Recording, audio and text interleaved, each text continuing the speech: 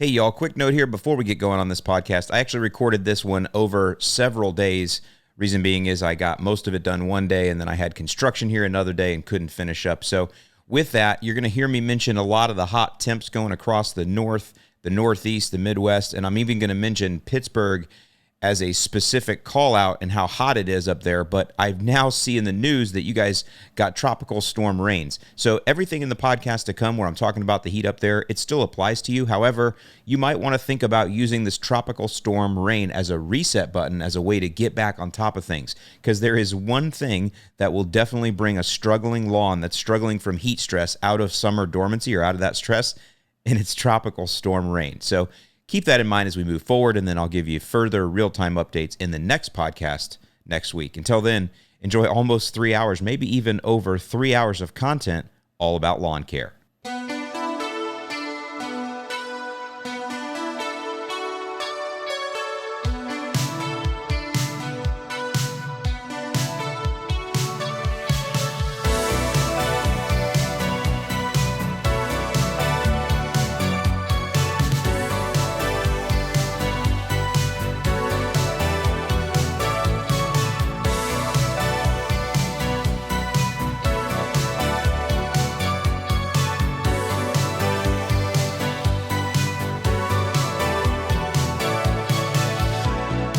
Hey, welcome guys, welcome to Lawns Across America, episode 32.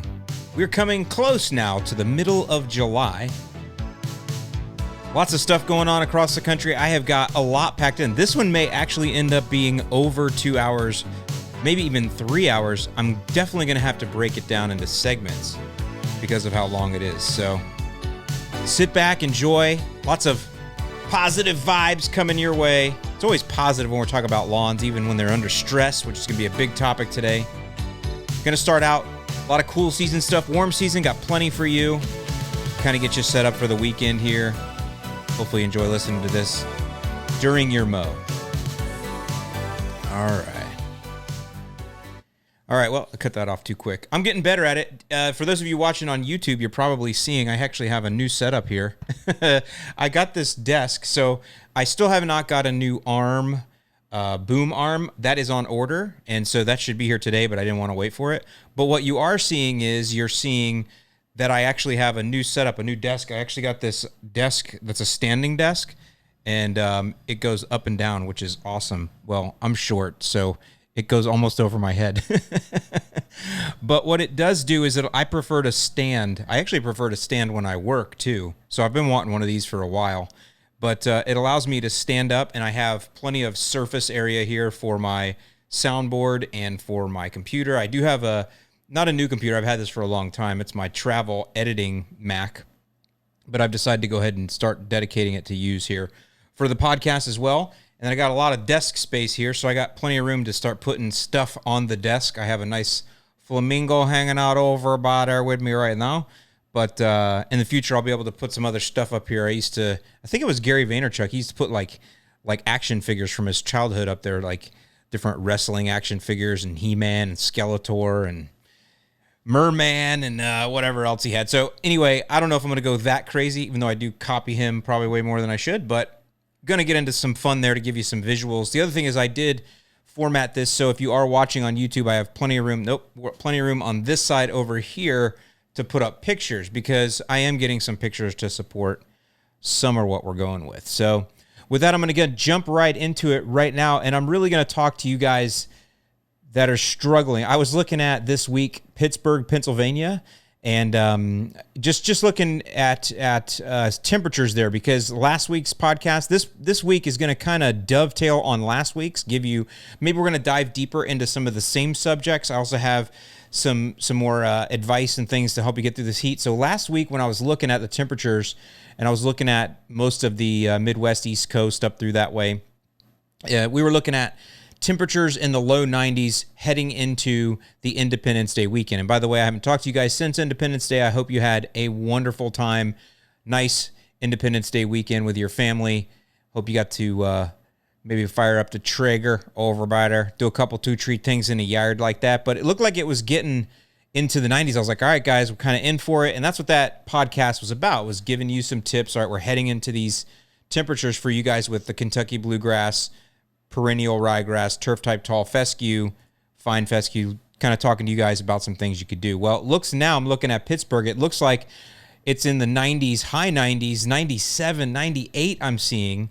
And it looks like it's going to go all the way until the last week of July. That's a forecast, and those are never perfect, but still, holy cow, that's a lot. So as you guys know, the general way to look at it is cool season lawns can handle anything up to 85, and they're good. You get over 85, it starts to affect them. They start to want to check out a little bit. You get over 90, and they're under stress, but they can handle that for a couple, 2-3 days here and there. But now you start stringing a lot of days together, and I'm scared this is going to be one of those summers. I'm just telling you guys, I have fear for that. And wow, back in my True Green days when we had these summers like this where it was just 90s and it didn't quit, and it lasted through July and August, a lot of lawns would have a challenge. And usually drought comes along with that, but even if there is no drought, even if you're getting rain once a week or so, when you have 95, 96, 7, 8 degree temperatures like that, man, the rain just can't help you unless it's every day. So with that, I want to kind of set your mind straight. You guys know I like to try to use analogies in this podcast. I like to try to get you to look at things. Last week I looked at as you're a coach coaching a fighter, and it's your job to coach your fighter through as he is fighting, and that was your lawn. Now I realize that this year may be one of those that we look back on and go, woo, remember 2020? I mean, I think people are already going to be saying that a lot about 2020. But, man, it looks like the weather is following right along and going to give us some trouble. Now, I don't want to be doomsday. It could turn around and we could have a mild August, and boy, wouldn't that be welcome. But I'm going to prepare for the worst, hope for the best. And I want you to think about it. When you think about a lawn, think about it like relationships. I know I use this analogy a lot, but I'm going to kind of walk you through it a little bit. For those of you that are, as old as I am, I'm in my second half of my 40s now. They say when you get to this age, you realize half of your life is over, so you're at your second half of your life, and there's things you do differently. But I look back on that. I've raised a family now, and not every year was a good year, and you got to look at that like it is, and I say summer. Not every summer was a good summer. You got to look at that with your lawn. If you plan to live in your house, for 5 or 10 years, that's still a long time. Maybe you plan to live in your house for 30 years. Maybe you're in your forever home. I hope you are. If you are, when you've gotten to year 20, 21, 22, and you look back, those hard years will look different to you. They'll be training for you. They'll be character building. But your lawn will still be there because you will have that same lawn, unless you burn it down and start over, which I usually don't recommend. But you'll have that same lawn there with you. Definitely that same soil, though. You will have been living with it for that long. And those memories, they won't seem so bad as it seems right now.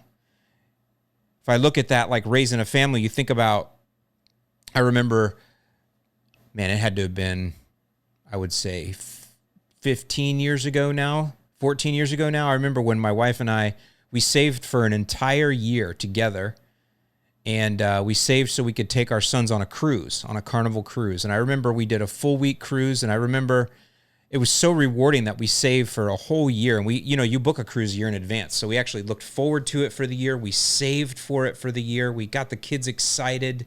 We would go on and watch videos about the cruise we were going to be on and the ship we were going to be on. It was the Carnival Liberty, I believe. So you could look that up. It may have been, that'll date the exact time because it was like the first year that was around. But anyway, I remember it was so rewarding. We saved for that, and we have great memories. We went to Jamaica, and we hiked the Dunn's River Falls. If you've never done that, it's so much fun to hike those falls. And just what a great memory that was. I may have had 1 or 2 nights there where I had a couple, 2 or 3 too many Dos Equis out on the top deck over about there. Might have had some memories about that. But what a great year that was, and that was a great summer. We still talk about that summer today. Kids all the time. That's the first time they ever got introduced to like real full service dining. And they thought that was just so cool that, somebody would bring you your food like that. It was super nice, super cool. I remember another summer though, where we couldn't take a summer vacation at all because one of our family members was really sick. That was many years ago too. I remember another one where my wife couldn't get off of work for for whatever reason, I don't know if she started a new job or whatever it was. She's a nurse. She couldn't get off of work. So our summer vacation was just me and the boys. We decided to go to my folks' house in North Carolina. We drove from Indiana. I rented a Mazda 3, and we drove the Tail of the Dragon, if any of you have ever done that. And I made both of the boys throw up. I remember also it was in the early days of GPS, and I did not put the GPS on the setting that's like stay on the big roads because I didn't know. And it took us over this old fire log road to get across the mountains after the Tail of the Dragon. And we're literally on a dirt road and there's like logs across and we're going around. And I'm like, I trust the GPS. I trust the GPS. It wasn't on your phone at that time. There was no Waze or Google Maps or any of that. It was a Garmin is all you had. Pretty interesting. That old fire road we went on. I have video of that still. So that was an interesting year. Was missing a family member, but we made the best of it. Sat out on the porch all day and just stared at the mountains. That was fun. I remember another summer when I did a job transition. This wasn't that long ago. And I took a $20,000 a year pay cut, and we couldn't afford to go on vacation. So we stayed home all that year and just grilled out and swam in our above ground pool in the backyard. Another great summer, but a different summer. Every one of those stories has positives and negatives, or good times and bad times. But we made it through all of those as a family. And now, as a family, when we look back on those times, we're fond of them. Not the sickness part, but you know what I'm saying? We realize, wow, we made it through a lot of things. And going forward, anything that hits us, we have experience now. So we know we can feel things coming on. We can avoid things. We can get around things. We can watch out for things that we've experienced before as a family, and we can avoid those. And that's what's fun about being in the stage of life that I'm in now. As my sons are growing older. They're not married yet, but they are starting to get into that point where they're looking for careers, and eventually they are going to be married, and I will be there to help guide and direct them through those times using the experiences that we shared together in the past as a family. And you know, your lawn is the same way. You're going to have good and bad years, especially if you do spend 10 plus years in your house. I remember living in Northwest Indiana. I lived next to Jake, the lawn kid, and the old Silverback. Shout out to the Silverback, my buddy Eric. He's one of my best friends in the world. We were neighbors for over 10 years, and he moved in just after we did, and we became fast friends, and we hung out a lot. And over the years, I remember in the first few years when Jake was just a little tyke and wasn't able to do the lawn, their lawn was terrible. But I'll tell you a quick story. When we moved in, they were new construction homes. I paid $198,000 for that house. I can't remember what year, 2004. Had it built, just what you might call a cookie cutter house, you know, in a subdivision. Love it. Love that neighborhood. I would move back there again in a second. Love the house. Love the people. Love the location. All of that. Anyway, but that house, when you got that house, you had to put your own lawn in. It wasn't a part of the contract. And so I decided to do seed because that was just me, right? This was before I didn't even have a blog in 2004. So there's no video evidence, no pictures. I was just the true green guy. I'm like, I'm going to seed my lawn because seed's more healthy than sod. That's what I'm going to do. I'm going to seed my lawn. I'm going to grow me a lawn. I'm going to grow my lawn. That was my thing. Grow my lawn. And I know that's why you guys want to grow your lawn too. I get it. So I seeded. Well, Eric, my neighbor, he actually had some dudes that knocked on the door, you know, the kind of guys that'll be like, yo, we got some sod that fell off the truck and it's just enough to do your house and we'll do it. And then, you know, it's like one of those deals. And so that's what he had done. So he had instant lawn and it looked really good. And I would be out there every day for weeks because, you know, 7,000 square feet and I didn't have a pool in the backyard or the expanded deck. So I actually had a much bigger lawn back then. And I'm doing the whole thing, hand watering, pulling sprinklers. It's muddy. It's clay soil. So every time you step on it, it's wet. It immediately sticks to you and you can't get it off. It's nasty. The nastiest clay soil, even though I love it because I knew that soil. I born and raised the grass in it, that turf type tall fescue. But anyway, he would laugh. He would come outside and laugh at me. Look at my lawn, Al. Look at my lawn. It's so beautiful. I got this put in cheap. I don't know what he paid, $900. It was some ungodly cheap amount, you know, and it was good sod. I mean, whatever, Kentucky bluegrass probably, but and I'd be out there and I'd be cussing him. I'd be like, you just wait. Well, it took a good 2 years for that lawn of mine to really come in well. And I do have pictures from when it came in, and it turned out to be really good. And then the tables were turned because Jake was still too young to work on the lawn, and Eric is not a lawn guy. The Silverback's a pest control guy. He has the licensing. He's the licensed pesticide applicator like I was at the time. I was working for True Green. It was kind of neat. You know, he was a pest guy. I was a lawn guy, but we had the same license, basic applicator license. It's just the licenses above and beyond that were different. But he and I, you know, I would get my revenge back, man, because my lawn looked so much better than his, mainly because he never really did much to get it established properly, so it had a weak root system. The $900 job he got, they didn't really do anything to give him a nice finish grade. They just put it right on top of the crusty clay. So, you know, he had challenges with that, and I didn't. I had to work really hard in the beginning, though, and he had his laughs, and then I got my laughs. And then later, Jake came along, and that was the end of it. I couldn't keep up with Jake, so Jake dominated me. But those are those kind of things you think about. And, you know, you're going to have those memories with your lawn, too. There's going to be those summers where you're going to be out grilling with the Traeger, smoke going everywhere. You got family and friends over. Your lawn is in peak perfect condition, and people will be like, bro, your lawn is so awesome. All the dudes will be loving your lawn. All the Instagrammers will be taking pictures on your lawn and holding their beer up with your lawn in the background because they just want that perfect Instagram shot. All of those, you'll have those years. You'll have years where you might want to get married on your lawn. I can tell you, funniest thing, and it's not funny, I mean, so many times, I would say I've had at least a dozen men over the years who I have coached through getting their lawn ready for their wedding, where they wanted to get married on their lawn. I guess that makes sense. You know, some people don't wait to buy a house after they're married. Sometimes people get married and they already own a house, and they love that, and they want to really start their family in that house from the wedding day, and they get married on their own lawn, which I think that's pretty awesome. Well, I've had at least a dozen men who have emailed over the years, and I've coached them to how to get that lawn ready for that wedding. And I want to tell you what, you want to talk about some stress on a man to get knowing that his, you know, just think about it. He's going to get married on this lawn. It has to be perfect. Imagine your father-in-law coming and going, bruh, why you gonna marry my daughter on this garbage lawn? Who do you think you are? You can't have her. She's way better than this lawn. You know, I could see that happening. That's some stress, but that's a memory. Bigger the risk, bigger the reward. So you're going to have those good years, and then you're going to have those struggling years, like I mentioned with the summer vacations. You're going to have struggling years like this one. And you may not have a lot of rewards during this summer. You may have to gut it out the whole time, and that's the first piece of advice. Gut it out, because the one thing I know, everybody, I'm talking to cool season lawns here, I get it, because warm season, you're so different, just wait.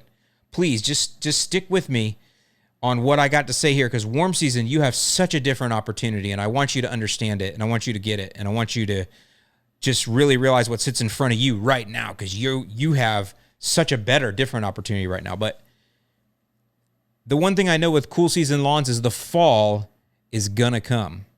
It will be here. Now, the fall might be late August, the fall might be late September, I don't know, but it's gonna get here. And I'll tell you that if you talk to a lot of people that when I lived in Indiana, if you ask people what their favorite time of year is in Indiana, they will almost always tell you it's the fall. They just will. And that's because the winters are harsh. You live right south of Lake Michigan. It's just bad. Summers get pretty hot. Now, I liked the hot summers. I love an Indiana summer. Ooh, man, do I love an Indiana summer. But those Hoosiers, they don't. It's too hot for them. They like fall. They like spring, too. Don't get me wrong. They like spring. But it rains a lot in the spring, and it's still gray in the spring. But the fall is not gray. It doesn't rain quite as much, but the temperatures are beautiful. The skies are beautiful. The sunsets across those flat lands are just beautiful in the fall. And I'll tell you what, people love the fall. The smell of the air in the fall is great. You get people burning leaves. You can smell that. The fall is going to come. But you can't really enjoy the fall until you've had a harsh summer. If you have a mild summer that stays cool, you're not going to enjoy the fall as much. And that's the point. In order to truly love the fall, you have to hate the summer. And I believe that's what a lot of you are going to get right now, is you're going to get that tough summer that's going to really make you love the fall. Now, the thing that's going to happen, though, when the fall comes is your lawn is going to recover. It's going to come back. It's going to make a recovery. I promise you that. The grass on the side of the road is never treated with anything. It's cut terribly. It's cut off at the knees. But the grass on the side of the road is always green in the fall and the spring. Think about that. Now, in a lot of cases, it's different varieties than what you're growing, but it's still a good analogy. Grass is resilient. The first thing to regrow after a forest fire is the grass. Grass will always come back, but you are going to have to care for it because there are some things that your grass is going to need, even if it doesn't reward you with a beautiful green pop. There are still some things it's going to need because it's sick. So you're going to have to still take care of it. It's not going to be able to smile at you probably. It's not going to be able to stand up tall and let you stripe it. It's not going to be able to do a lot of things, but it's still going to need you to care for it. So when we come back from the break, I'm going to give you some advice on how to get through this heat wave, especially if it extends even past July. But even right now, slogging through, those of you that have those 95, 6, 7, 98 degree temperatures running into the later July here, possibly extending into August, I'm going to give you some advice when we come back from the break.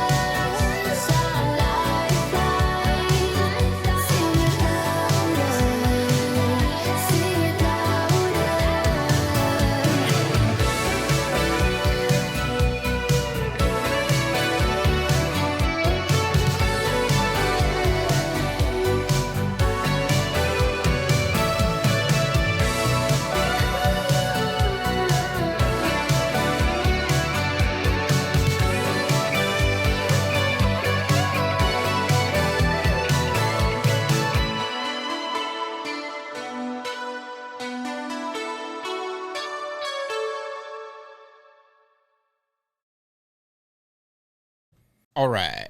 I don't know. You guys like that song? It sounds like Miami Vice to me. Listen here. I think I have a musical only. Nope. It sounds like a Miami Vice theme. Like, if you think, listen, just.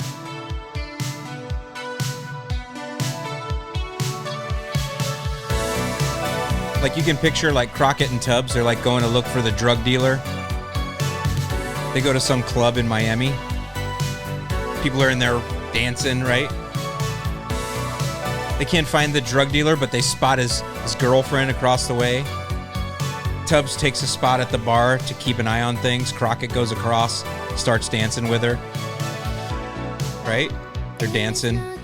Yeah. All right. Well, I thought I had a music-only version. Anyway, you get it. 10 minutes later, they're on a cigarette boat heading to Cuba. That might actually be the modern-day movie. I don't know. All right. Before we go into cool season tips, I hope you enjoyed that little opening monologue there to kind of give you a little bit of encouragement. But I wanted to show you, not everybody's lawn is struggling. There are people who have put in the work in the past and who have been able to be lucky enough to have a good-looking lawn even through higher temperatures. And the one thing I want to say is if you talk to anybody that's successful at anything, whether they're successful in business, whether they're successful in their marriage, whether they're successful in sports, whatever it is, everybody who is successful, they will typically tell you, if you ask them, what is the key to your success? Two things they will tell you, and not always, but for sure, two things they will tell you is, number one is I put in a lot of work, and even during the struggling times, I kept working hard. I worked really hard. And then the second thing they'll tell you is I also got some luck, or karma was on my side. Of course, it's a good idea to turn off your phone. All right, well, killed the mood on that one. Hayne, turn off your phone, dummy. But anyway, they will tell you one of those two things or both of those. And by the way, that's true. With any successful person, there's a lot of luck involved, a lot of being at the right place at the right time, whatever you want to call it. There's good things, good fortune comes to people. But it's funny that the good fortune, the luck comes to those who have put in the work. And there's something to that. There's a relation there. And it's not a universal, like a spiritual relation. I don't even mean it like that. I just mean it like people that are putting in the work, they know how to put themselves in the place to receive that good luck or that good fortune. So I'm going to show you, read something here. Check this out. This is from JC in Moab, Utah. This is the desert. Alan, I just got your email about hot temps and cool season lawns. I wanted to share a picture of my Kentucky bluegrass lawn. It's 105-degree temperature here. It's been 90 plus for the last 6 weeks. I've used 2 apps of StressX and the next biostimulants in the last 7 weeks. I water 3 times per week at about 5/8 inch per session, and a cool down in the afternoon, like a 10-minute test valve cycle here and there. I'm super impressed. Best summer I've had since I started my lawn journey. I have a total of 1 pound of nitrogen so far this year, as opposed to the 2.5 pounds at the same time as last year. Thanks for all your help. Hope your summer's going well. And I put that picture of JC's lawn up there in the middle of the desert. KBG, you ain't supposed to be able to grow no KBG out there in the desert, but he did. Now, he's not a first-timer. He's been at this for a little while, and he's actually taken on this year a low-nitrogen program. He's been following John Perry, I'm assuming, who's been talking about those spoon feeds, low ends. Look at that result. That is just beautiful. Nice job, JC. Now, let me go back across the country, though. Let's go up over by Saratoga, New York. If you know who lives up that way, my buddy Phil lives up over by there. Beautiful area up there. I love it, but they have been having real heat. Now, some of you know Zach Williams. He's around the community. He's in a lot of the different forums, runs the Grass Goons, or he's one of the mods or formulators of the Grass Goons, another good Facebook group that I'm in. So he is basically a legendary dude in the lawn care community, but he is also well known for his mowing of flags in his lawn. He's been on the news before, and I actually think he might be on the news coming up here. And here's Zach's lawn. Here's what he says. Stars and stripes, better late than never. 3/4 inch cut, midnight Kentucky bluegrass is still going strong, even though it's 90 degrees almost every day. And you can see the pictures of his lawn from his drone shots. And you can see the lawns around him are definitely struggling with that heat. But look at his. He's even able to mow stripes in it. So awesome job. Freaking Zach, man. Killing it, buddy. So I just want to show you that not everybody's struggling through here, that some people have been able to put in that work. Now, listen, if you're new or if you've made mistakes and you are running with this and you are struggling right now and your lawn is checking out, it's okay. Remember my analogy. You're going to be with that lawn 10, 20, 30 years. So these are the tough times. You know, you're not always the perfect parent. The first 2-3 years when you have kids, it takes you a little while to get good at it. You know what I'm saying?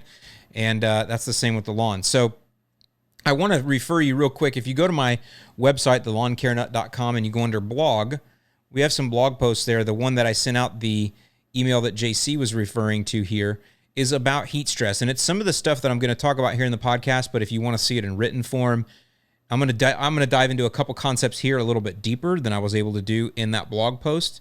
But if you want to check that out, definitely go to thelawncarenut.com and see that. And I will tell you, again, cool season lawns, some things that you can be doing right now. Now, that blog post refers to warm season lawns and talks about what you can be doing, because I'm going to be really playing you guys up, talking about some of the things that you can be doing this summer because of the great opportunity that lies in front of you. But the first thing I want to talk about is with cool season lawns, you definitely have to be watering. Now, listen, if your lawn is checking out and it's going dormant because you can't keep it out of, some of you have watering restrictions. I don't mention that enough, but I realize it's so funny that municipalities, as soon as it gets hot, they put on the watering restrictions. Like, okay, I don't want to pass judgment on that, but it's okay. So if you can't water because you have watering restrictions, then your lawn possibly will go dormant. So if that happens, it's not going to kill it, but definitely let it go dormant. Don't try to stop it if you don't have the ability to water every 2 or 3 days. Just let it go.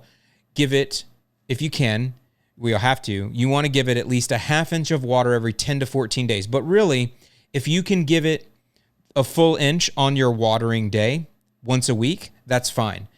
It's not going to bring it out of dormancy. It's not going to turn it green. It's going to continue to stay brown, but the crowns will stay alive, and soil organisms will also benefit.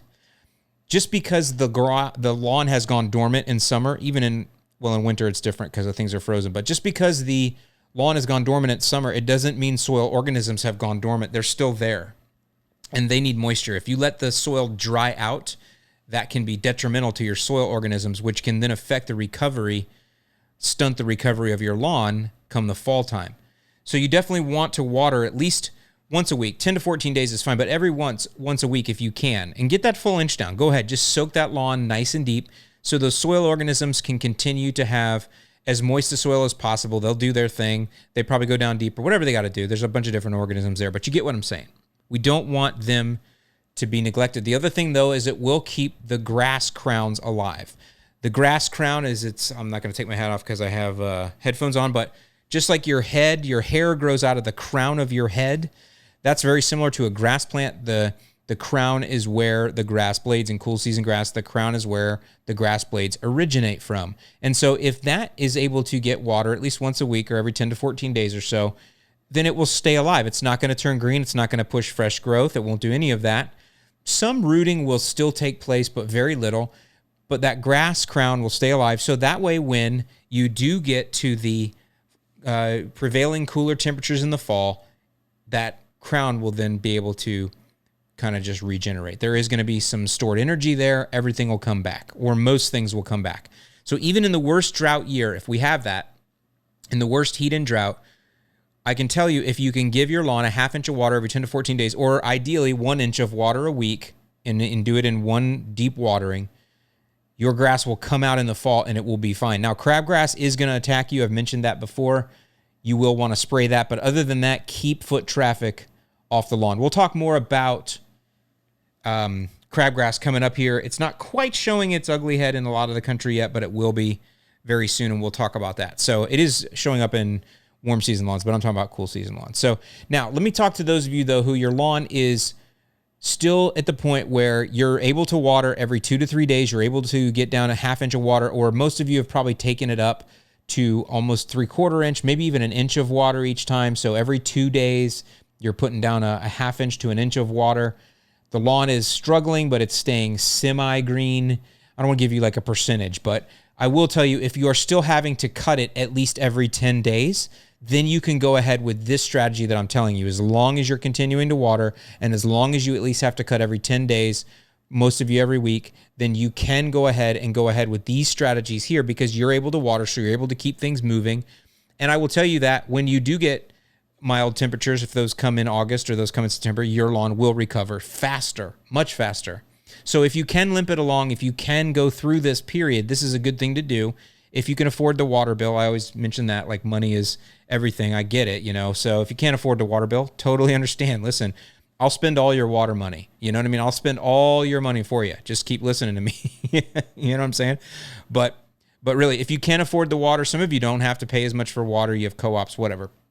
So if you are able to keep through that watering, here's what you do. The first thing you can apply and should, oh, by the way, people always ask me this, can I stripe my lawn when it is struggling in the heat? I would recommend against it. I would recommend you mow as quickly as you can, get on and get off. Limit the foot traffic. Don't bend it down. Don't do any of that stuff. Don't. Just cut it because you have to. And that's it. Let's not worry about any kind of beauty here. Obviously, still weed whack it and keep the edges clean and everything and do the best you can, but don't stripe it when it's under massive stress. Now, if your lawn looks like the one we showed earlier, Zach's, well, yeah, go ahead, because his lawn is really showing no suffering at all. It's fine. It's making it through. Okay, back to what you can apply. Anything that is going to add organic matter to the soil is good, and we want something that doesn't necessarily have a lot of nutrient value because we don't want to push growth. We don't want to feed the lawn a steak.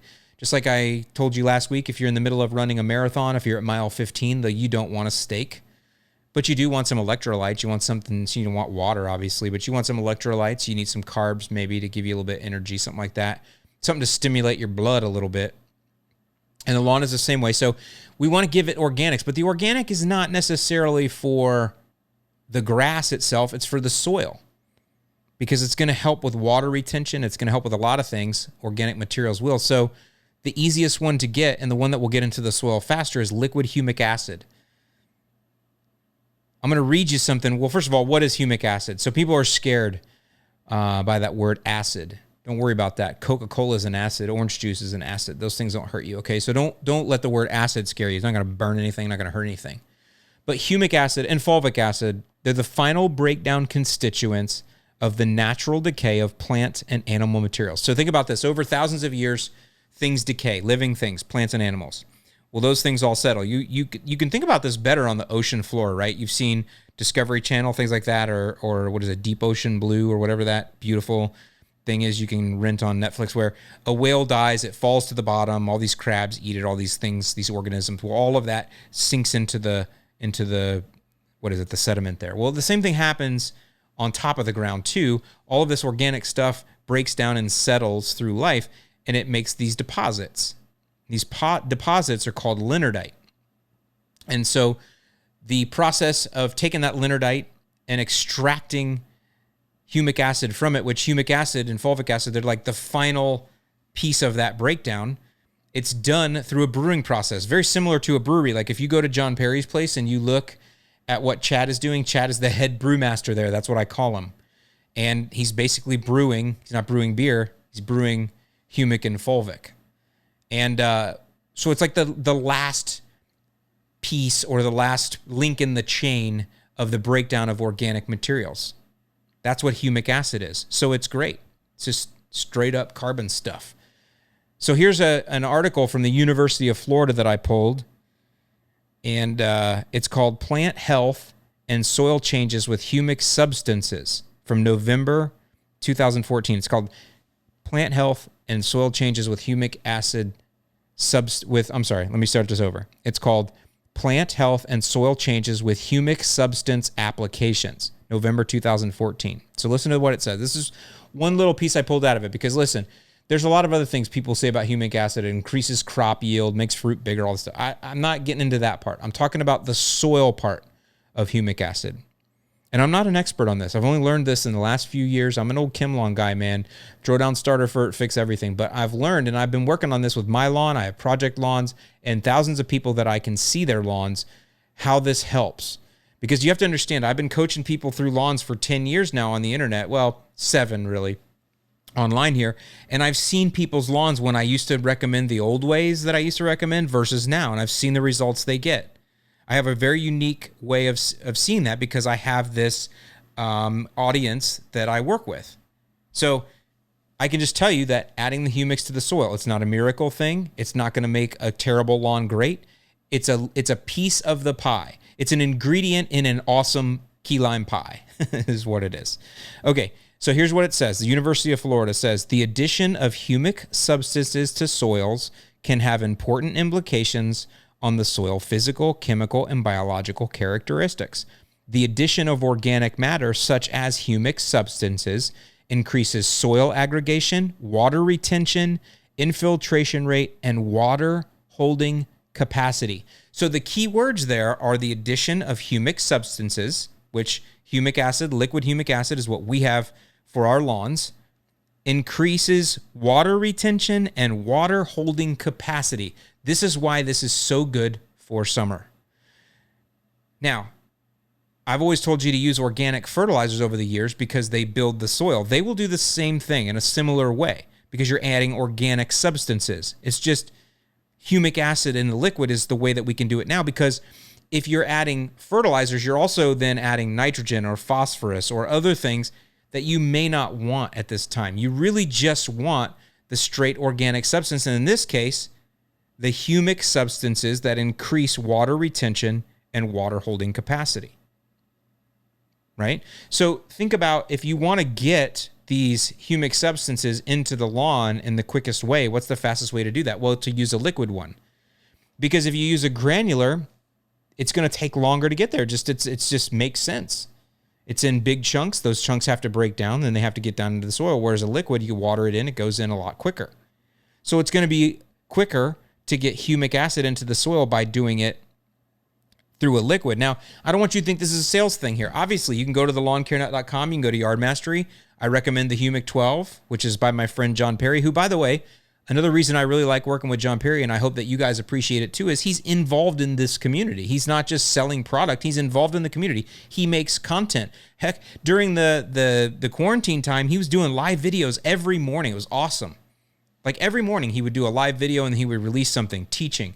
You're learning from somebody that's been in the industry a long time that makes the product. And that goes a long way with me, that he contributes to the community. He's a part of the community. He's not just throwing up a product and hoping it sells. But I just want to say, if you are looking at liquid humic acid, there are obviously a lot of choices out there.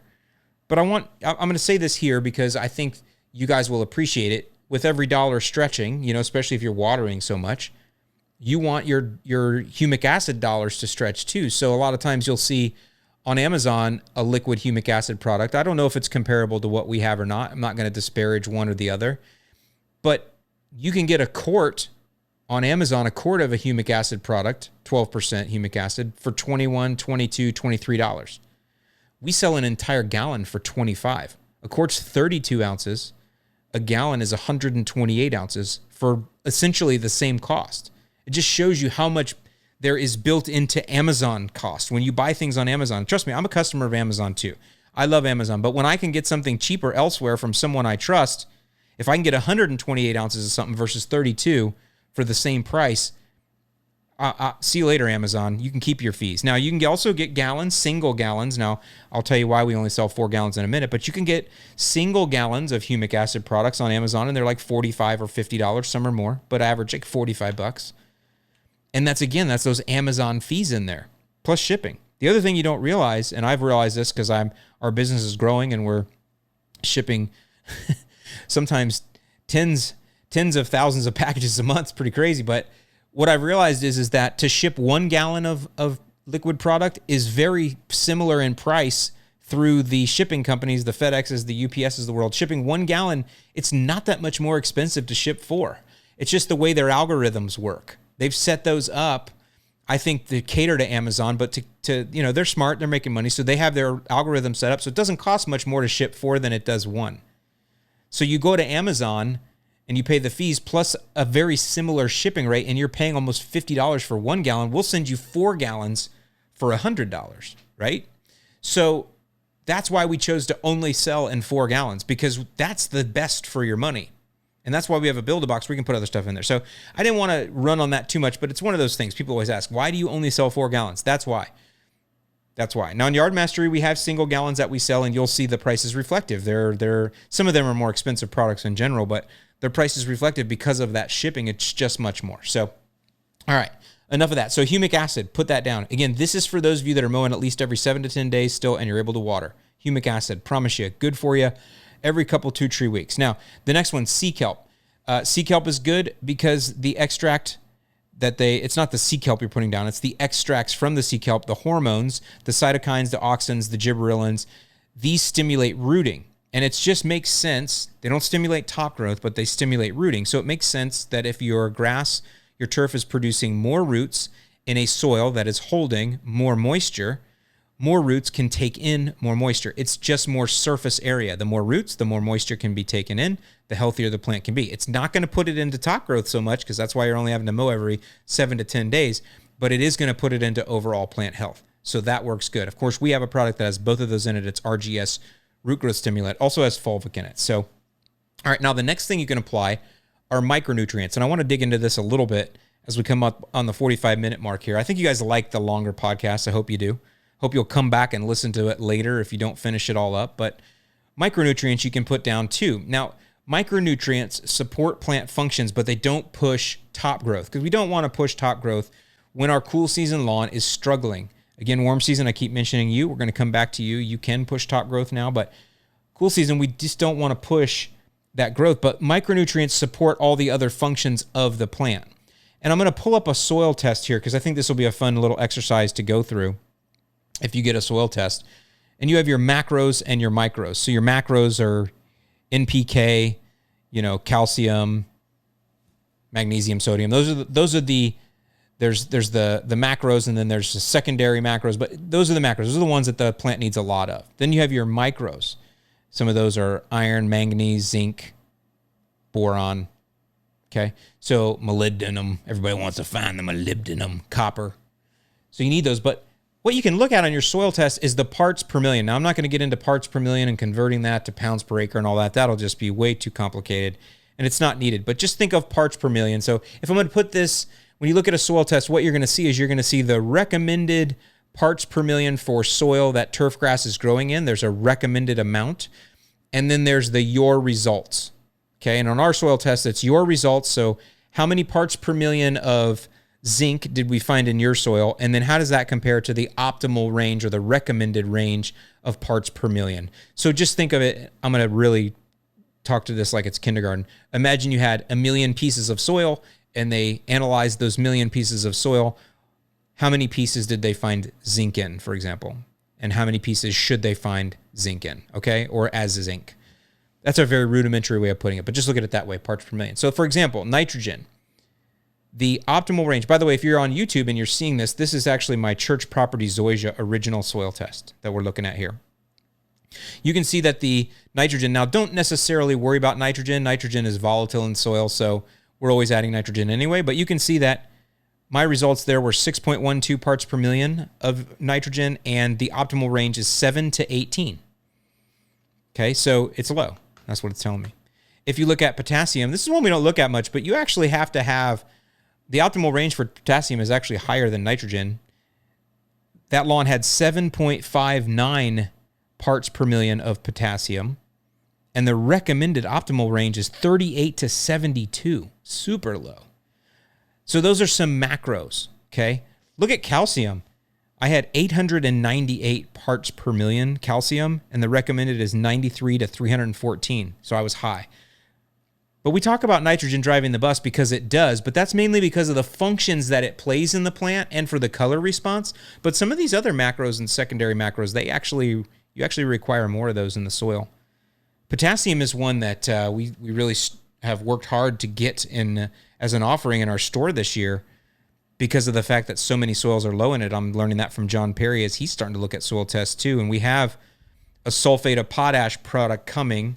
My friends at Sunnyland are blending that up for us now. Hopefully we'll have that in the next week or week and a half. If you just need a straight up sulfate of potash, it'll be an 0048.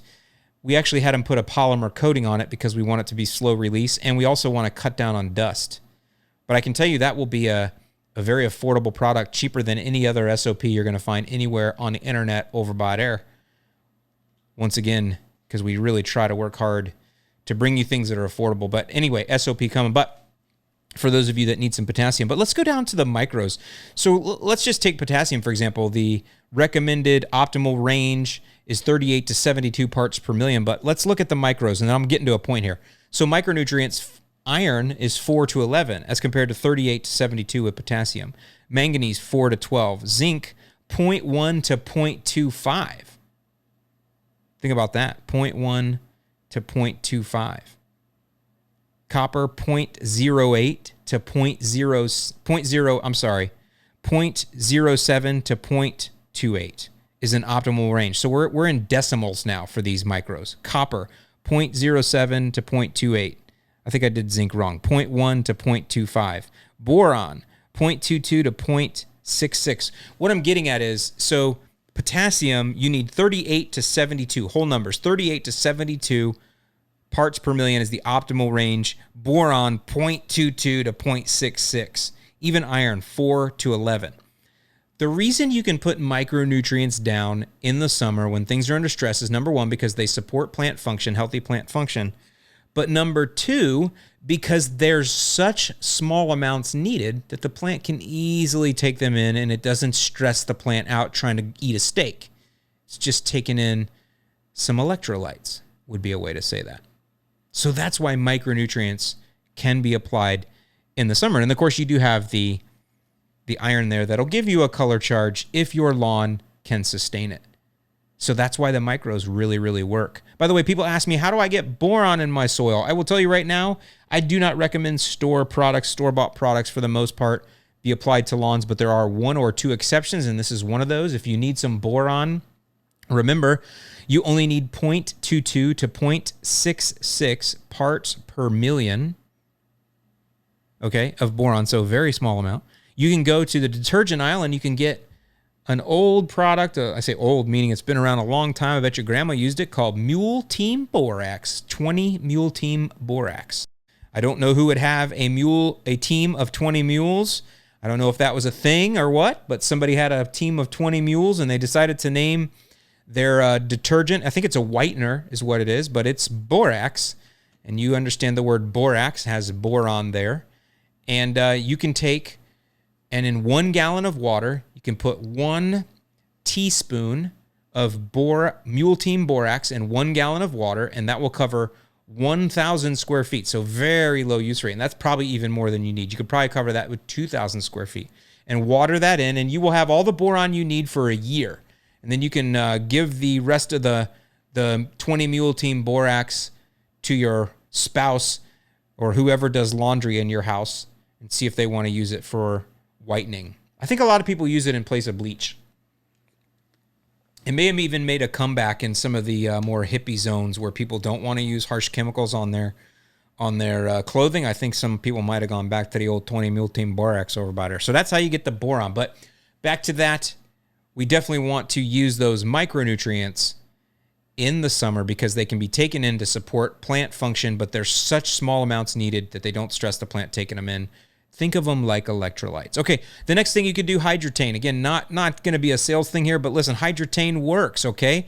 It's not a surfactant. It's a proprietary blend. The guys at Ecologel, they actually purchased the rights or whatever you want to call it, the patent. I don't know what it is, from a dude that was in Australia. Originally, they used hydrotane, or what it has become, but some sort of this chemical process. They used it to put on buildings that had graffiti problems, and then when people would go graffiti them, it was really easy to wash the graffiti off the buildings. That's how it started. So you can kind of picture that in your mind. But what it does do is, the way they have it formulated is it goes down in the soil and it basically attracts moisture from the surrounding area, from the humidity in the air, and it brings it down to the root zone. It is not a replacement for watering, but it's one of those things, if you're somebody that's struggling with your watering, it can help you. It's like another gear. That's how you look at it. It's like adding another gear. I like the liquid because it gets in quicker, but it's got to be watered in within minutes. Promise you it does, or it will stick to the grass blades, and that's it. So you got to get it into the soil. So literally do small sections, water it in right away. Okay, next thing, let's talk about mowing. Mow in the evenings if you can. I mentioned this before, but I highly recommend that you do your mowing in the evenings when the grass is the least stressed. As far as your watering goes, you can start watering at 2 or 3 a.m. if you need to. It's probably better to do that when it's super hot. It'll avoid as much evaporation as possible. I know I used to tell you not to water at night. You know, watering at 2 or 3 a.m. isn't that bad. But listen, if you can't water at all in the day, then water at 8 o'clock at night. During these times, everybody, this is where I talked about in the last podcast, everybody looks at things as black and white. Alan says don't water at night. That's it. You can't do it. Well, no. There are things that work and things that don't. And I have people all the time that will tell me, listen, I've been watering at night for 30 years and never had a problem. I'm like, that's fine. I can say I've been smoking Marlboro Reds for 30 years and never got cancer, but I'm not going to recommend that you smoke Marlboro Reds. But I'll tell you what, when you're under stress, this is a terrible analogy. When you're under stress, though, and it looks like the world is going to end, there's nothing like a Marlboro Red to relax you. Oh, don't even get me going back on that. But it is true, man. There's something about that. But if you can't water at all because your schedule is the way it is, or just watering these many days, it doesn't work, or you're hiding from your HOA, breaking the law on the watering restrictions, not that I'm telling you to do that, just saying that I know you do, then watering at 8 o'clock at night is better than not watering at all. So that's where it's not black and white. Watering at 8 o'clock at night, you can mark this down, is better than not watering at all. Or if you can't water any other time, then water at 8 o'clock at night. But if you do have a choice, listen, you can get these Melnor timers. We used them at the Freedom Factory, that they're just battery operated. They have 4 outlets on them. So it hooks up to one hose bib, and then you have 4 different outlets, 4 different timers. You can put 4 hoses on there. You can stretch your sprinklers around, leave your manual sprinklers out. It'll come on at 2 a.m. You can get some good soakings in with those. They're easy to program. I highly recommend those. They work really well. Get that done. Desperate times call for desperate measures. Let's prepare for the worst and hope for the best, but definitely it's okay to start watering at 2, 3 a.m. to make sure that you get that watering done the way that you need to get it done. All right, we're going to go ahead and take a break now, and then I'm going to give you an update. Let me lead into this. I got to get better at this, but let's see if I can lead into this the right way here. Ready? Oh, yeah, that's nice. All right, but I think that's the wrong one. I want the one that has voice. Man, I just totally messed that up. You guys will have to put up with me. All right, well, if this one doesn't have voice, it doesn't, but all right. So when we come back from the break, we're actually going to revisit our friend Jez. Jez last week wrote in. He had some challenges with his St. Augustine. Didn't know why it was browning out on him. We're going to revisit because he took some of my advice. He got some good results. When we come back from the break. Keep losing sleep while driving in the backseat. What's left of me? Drowning in what feels just like an ocean. Negativity is getting closer. Hard to keep the heat when it gets colder. You know, sometimes everything just gets hard. Sometimes everything just gets harder. Feeling like I'm missing some parts. Days just keep on getting much darker. Even when I'm down in the low, I remember what you were saying. Sometimes all you need is a spark. Maybe just a better kind of bitter. Lose gravity, I'm swimming in the quicksand. Up to my knees.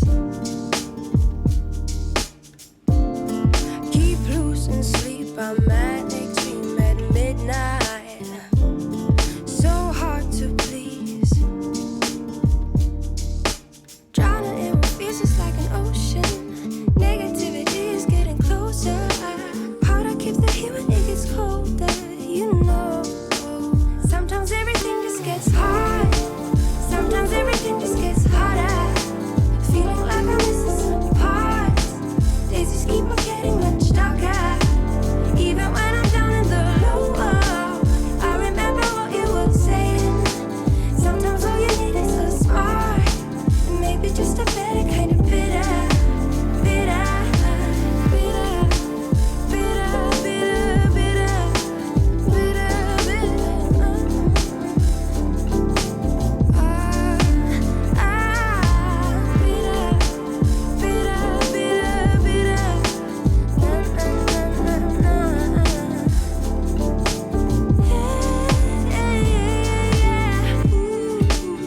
Think about the stuff we play. How I'd rather do that instead. I keep screaming out loud from the top of my lungs, baby. Ooh, think about the stuff we play. How I'd rather do that instead. I keep screaming out loud from the top of my lungs, baby. Ooh, think about the stuff we play. How I'd rather do that instead. I keep screaming out loud from the top of my lungs, baby. Ooh, think about the stuff we play. How I'd rather do that instead. I keep screaming out loud from the top of my lungs, baby. All right. I don't know if you like that. I like some different music sometimes, and I like the way that one grooves. Real nice. All right. Let's revisit Jez. from last week. I should have pulled some happier music for this, because last week when he sent in his title of his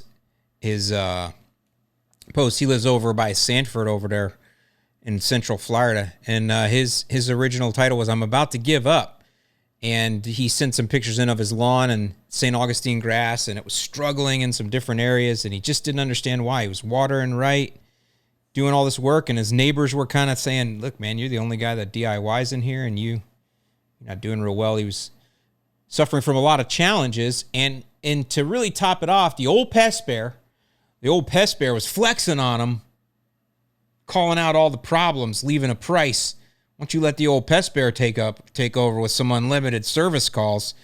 Good news is Jess called his Uncle Al, or emailed his Uncle Al here. That pest bear can take a flying leap. So I gave him some advice. You can review the podcast from last week, what I told him. But basically, it was a watering problem. Even though he thought he was watering right, I could tell he wasn't. And then there was an area by his lanai that I just didn't know what was going on there. I was like, you storing toys there? You stomping on it? You pouring something out there? Or somebody maybe, reaching out the lanai, throwing dirty dishwater on there? I don't know, something. It just didn't look right. So Jez heard the podcast, and I've shown you the pictures of what it looked like. But here's what he says. Alan, thank you for taking the time to read my letter. Very funny. And for answering my questions in your podcast. Glad to see that it's back. A couple of things have happened in the last 48 hours. Number one, I noticed that the sprinkler rotor heads in the sidewalk and the one that was featured in the podcast, both were adjusted in spring with the side mist just covering one area rather than the main stream of water from the sprinkler. I guess I did not want any drops of water in the new sidewalks or pavers. All were fixed now, and this mist is hitting the sidewalk, which is also helping to reduce the heat from it. Okay, so what he basically said was, because he in the pictures you could see the sidewalk there, and pavers, and I guess those were brand new, and he didn't want the mist from the sprinklers to hit those pavers. What you guys don't realize here in Florida, and I don't know if he has this issue, is we have a lot of iron in the soil or in the water here, especially if your municipality uses groundwater, and it'll stain everything orange.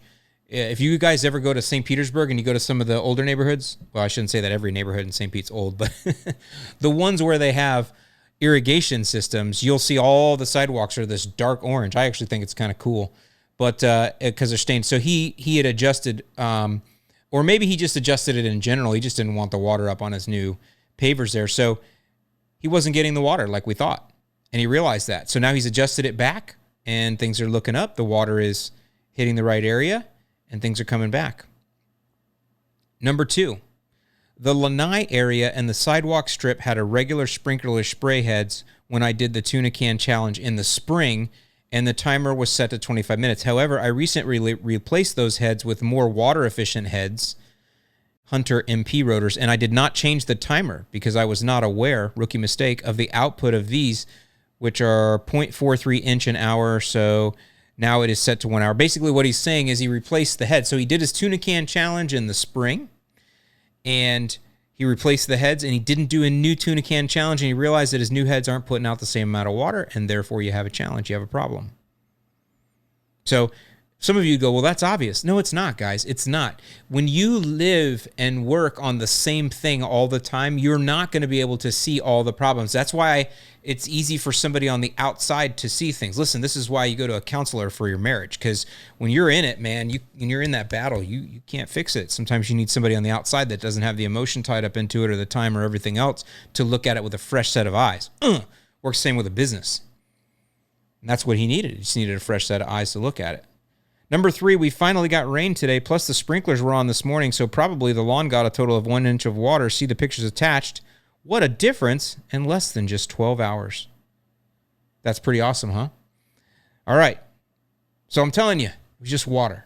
And we're going to get into warm season here in a minute. Man, I can't wait to talk to you guys because, wow, such a different opportunity you have. So follow-up questions. Both areas closer to the lanai, besides the improper watering. Now, this is going down to where I said, I don't know, something's going on in these areas. So foot traffic or something being stored there, you dumping something on it, whatever. Both areas closer to the lanai, Besides the improper watering, they suffered excavations to reroute the sprinkler pipes when the pavers were done last summer, and it seems that they never recovered properly. The question is, how can I improve the roots of those areas? I painted it black with humic acid, and I'm putting down some 007 this month. That's a pre-emergent with the correct watering now. Do you have any recommendations? Okay, so here's the thing about warm season turf that's nice. You don't have to seed. You can sod. Now, you can sod up north too, but the reason I recommend sod down here is because of the fact that just as fast as your grass will grow. By the way, he doesn't have enough St. Augustine grass there to really reroute. If you had more St. Augustine there, it'll send out more stolons and it'll fill in an area fairly quickly.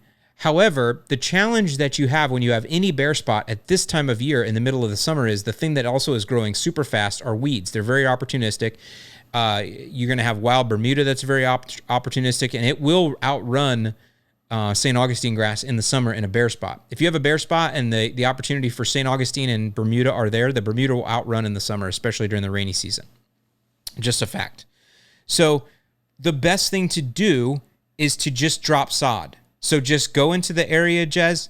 I recommend you glyphosate it out, get yourself a nice little square, and go buy a couple 2-3 pieces of sod. Maybe you buy 10 or 12 pieces of sod. They're $3 each. You get them at Home Depot if you want. Just go get Floratam because that's what's going to be best for you. Drop it in there and water. That's what you do. It's surgery is what that is. You got to look at warm season turf as a lot of times it's being better to do surgery than to take medicine or use chemicals.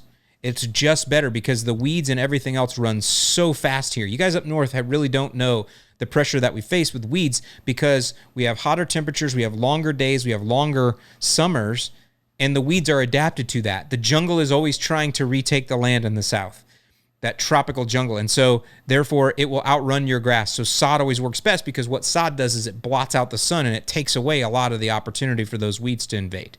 It creates an immediate barrier, literally. So that's what I recommend you do, Jez. Now, the second thing you could do is you could install plugs, grass plugs, but for such a small area, I just don't see that. I don't see the economics there. Tray of grass plugs is going to cost you $25 at Home Depot.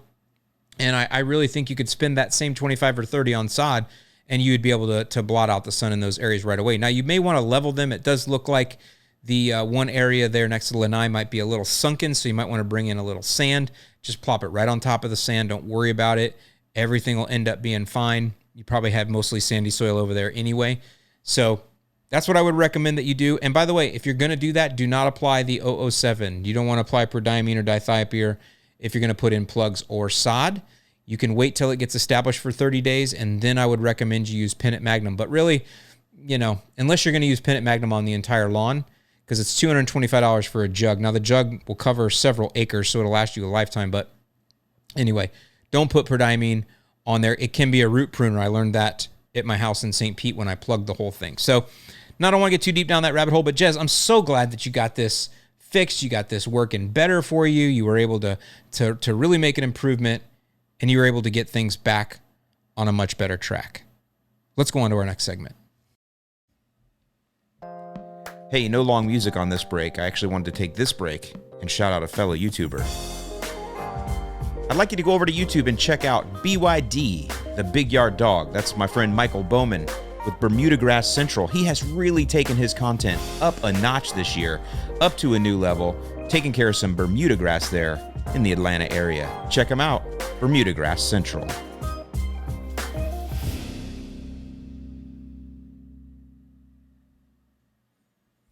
All right, so let's get back to it. I don't know if you'll notice, but I'm wearing the same clothes on purpose. If you're watching on YouTube, I did get my new boom arm here, and still getting used to that. But let me just tell you what's going on here. I know this podcast has been long already.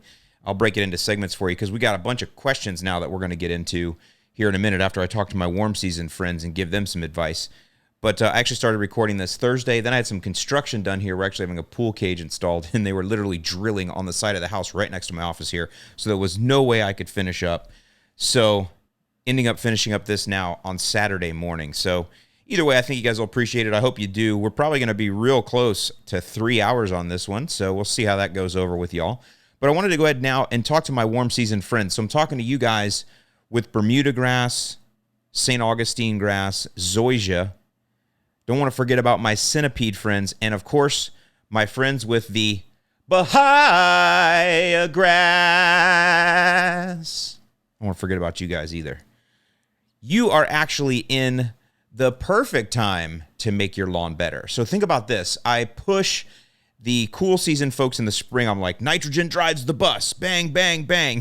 Toot, toot. Nitrogen drives the bus. And I'm like, just hammer it, man. Hammer it, hammer it, hammer it. Well, that is not the case with them right now. Even if they're getting rain, I mentioned in the very outset of this podcast, there's tropical storms, rain hitting the Northeast. I mean, that's awesome. But even so, they don't want to be pushing too much nitrogen right now. You just don't. Look at our growth curve. I point the wrong way. But look at our growth curve here for warm season turf. And I'll put up the cool season one too so you can compare the difference.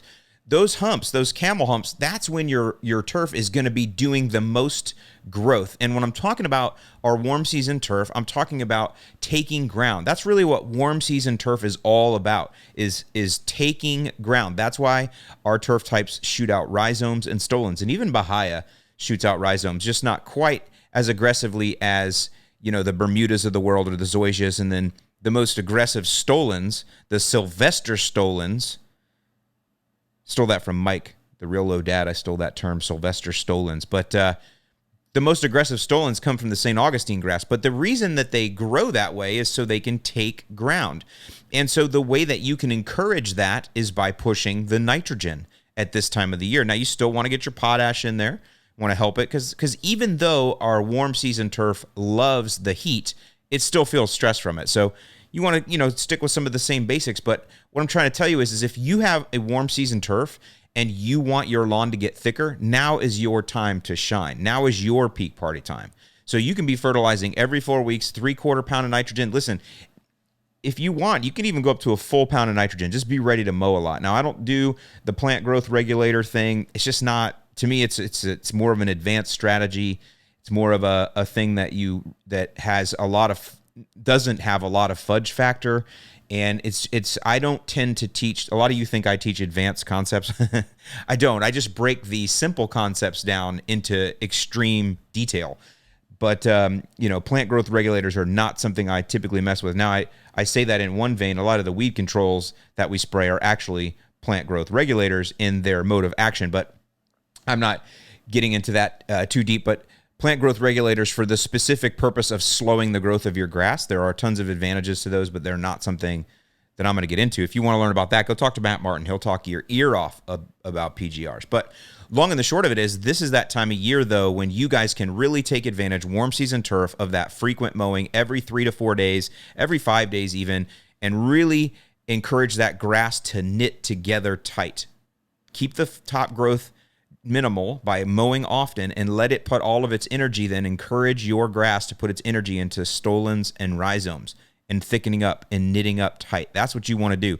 My Bermuda grass project over at the church is really starting to finally turn the corner. I have like hours and hours of footage on my project lawns over at the church. I just didn't want to release it yet until I can show you like before and after all the way through. And you can't make huge strides with those grass types in the spring. You just can't, because they're not growing. Again, back to our growth curve. Now is the time you make the strides. And the applications I'm doing now, I mean, I put in work early in the year and it is paying dividends now for sure. But it's really now that I'm seeing all of the result of all my hard work actually start to come to fruition. And I'll be able to release those videos here real soon. So the idea is with you guys, this is when you want to be pushing your fert, pushing your nitrogen. I mean, some of you guys, honestly, if you're using a lower nitrogen fertilizer, I like the 818, you could be fertilizing every 3 weeks even with that, spoon feeds. Just keep things moving. Boy, the lawn will be so dark green too, but just one of those things to think about. So I just wanted to encourage you guys, this is your time. Now, you do need to be watering, though, for sure. Just because they like the heat, our grass likes the heat. We just looked at our friend Jez there, and the only challenge he was having was lack of water. And so you want to go ahead and do that tuna can challenge. Get out there. Tuna can challenge could be fun. Again, I always say take your kids out on the lawn with you when you do your tuna can challenge, because you're doing different things, right? You're learning your land, you're walking your land, you're spending time with them in the lawn, which is all kids love that. Yard Mastery, we do a feature every Friday, Family Friday. Shout out to Ben, the lawn guardian. Ben has been running that and doing such a fine job on that. And it's awesome to see, spending time in the lawn with your kids. It's just, it's a cool thing to do. I mean, And, now with cell phones, you can get tons of pictures of that and share those with your kids later and pass things on. But you're also doing something. You're explaining, you're getting them to think in critical reasoning skills, right? Why are we doing this, Dad? Well, we want to see how long it takes to get down a ½ inch of water. Why do we do that? Why are we building a map? Well, so that way when we need to do an inch, we know what a ½ inch is, so we just double up the time.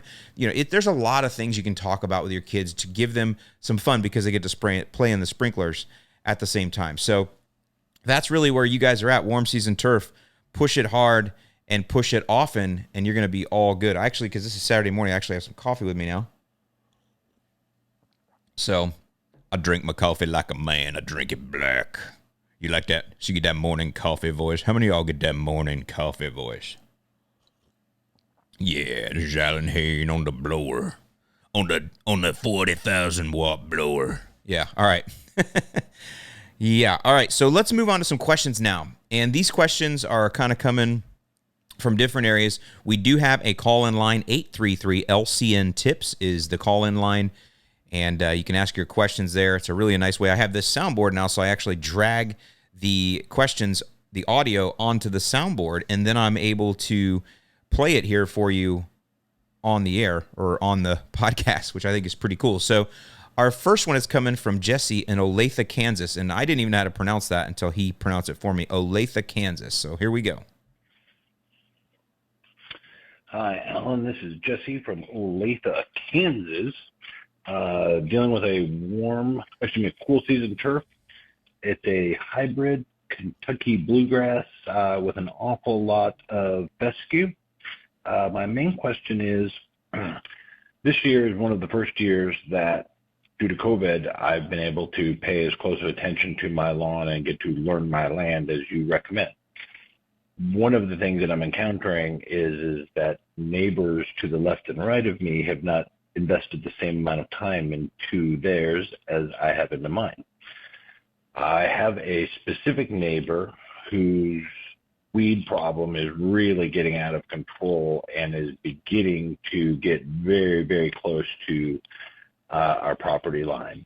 So what are some suggestions that you would recommend that I could maybe put down as a barrier on that property line to prevent those weeds and clover and everything from kind of encroaching? Is it a granular product? It's obviously too late for me to go in and apply a pre-emergent. Most of these are fairly well-established style weeds that are attacking. So to be concise, weeds from a neighbor's yard are getting closer and closer and closer to the property line, and I'm looking for an effective defense that I can lay down short of digging a trench 7 feet deep, filling it with water, and calling it a day. So thanks for firing back up the podcast, man. I appreciate you. I'm a newer follower, newer listener this year, and I've been trying to consume as much of your stuff in the past as I possibly can and support your cause there. Awesome. All right, Jesse, thanks, man. I really appreciate that, and welcome to the nut house. I feel like with you, I want to sing a little rap song, like broadleaf to my left, crabgrass to my right, which is the weed control I'll be spraying tonight. Oh, yeah. Keep your day job, Hainsky. All right, so this is one that we see a lot of, and actually one that I used to laugh with Jake the Lawn Kid about when I lived up there, because he had clover in the strip between our driveways. He had clover, and it would move over into my lawn, and I would spray it, and this is the whole thing. You can't necessarily keep stuff out. Now, crabgrass, you can if you use pre-emergent prodiamine and you set a nice tight edge. You'll be able to keep their crabgrass out of your lawn for the most part. Now, you don't want that pressure there anyway, but I have seen lawns that were treated with prodiamine as their crabgrass pre-emergent and lawns that weren't right next to each other, and there is literally a line of the lime green crabgrass that came into the non-treated lawn and the treated lawn with nothing. I've seen that often, but there's a lot of other weeds that will encroach. I mentioned clover, that drops thousands of seeds, and those are going to get moved into your lawn, whether it's through animal traffic, people walking, the wind can blow them, and then you have dandelions. Dandelions put that just horrible puffball up, when they go to seed head, and those will blow over into your lawn. So there isn't anything you can do when your neighbors don't do anything. It's a tough deal. Now, I think the best strategy then is to go and ask your neighbor if you can treat their lawn for them. Now, you have to do this in a certain way. I actually just started treating my neighbor's lawn again, and he's super cool about it, right? He's like, yeah, what you have to do, you don't want to approach him with the idea of, hey, man, your lawn looks like crap and you're ruining mine, so I want to spray yours. That's not how you do it. What you do is you go over there with a little peace offering, maybe a 6-pack of some cold Coca-Colas or whatever you like over there, and talk to them a little bit. Make friends with them. Maybe you start talking about something else. Find out what your neighbor's into. Is he into cars or boats or MMA or baseball or whatever? Talk to your friend. Talk to him, and I can tell you that in so many cases, your neighbor's going to ask you about your lawn. Just because someone has an ugly lawn, it doesn't mean they want to keep that ugly lawn. It just means it's not their thing. Some people don't even notice it, right? And that's normal. That's a normal thing. If they don't realize that their lawn looks bad because it's not something that they necessarily care about, it doesn't mean they want it to look bad. They just don't notice it. I'm sure there's a ton of different analogies. I'm getting a ringing here. I'm going to come back in a second. Okay, sorry about that. Wife fired up the vacuum cleaner. Like, please, just give me a little time. All right, so back to it. Find this way to engage with your neighbor, right? And again, don't make them feel bad. Don't make them feel terrible about it. Engage with them in a way that you're able to bring it up and go, hey, you know what? Why don't you let me do your lawn for you? I'd be happy to. I would love to do your lawn for you. Now, you don't have to commit to your neighbor to do everything. Just spray the weeds. Maybe just a little bit of pre-emergent, a little bit of spot spray here and there. I can bet you that in a big majority of cases, your neighbors would be like, you would do that for me? That's so awesome. Thank you. Maybe what you could do is one time when they're on vacation is do a nice thing for them and mow their lawn for them, for example, which is another nice thing you can do for a neighbor. Look at it that way, to where you use your skill, your newfound passion, and maybe even tell them, I love doing lawns. It's been so awesome. And you know what? I would love to do yours too. I would love to try a couple 2-tree things over there. You got some weeds I don't. I want to see if this weed control works. Would you let me do it? I can bet you would get a long way with that.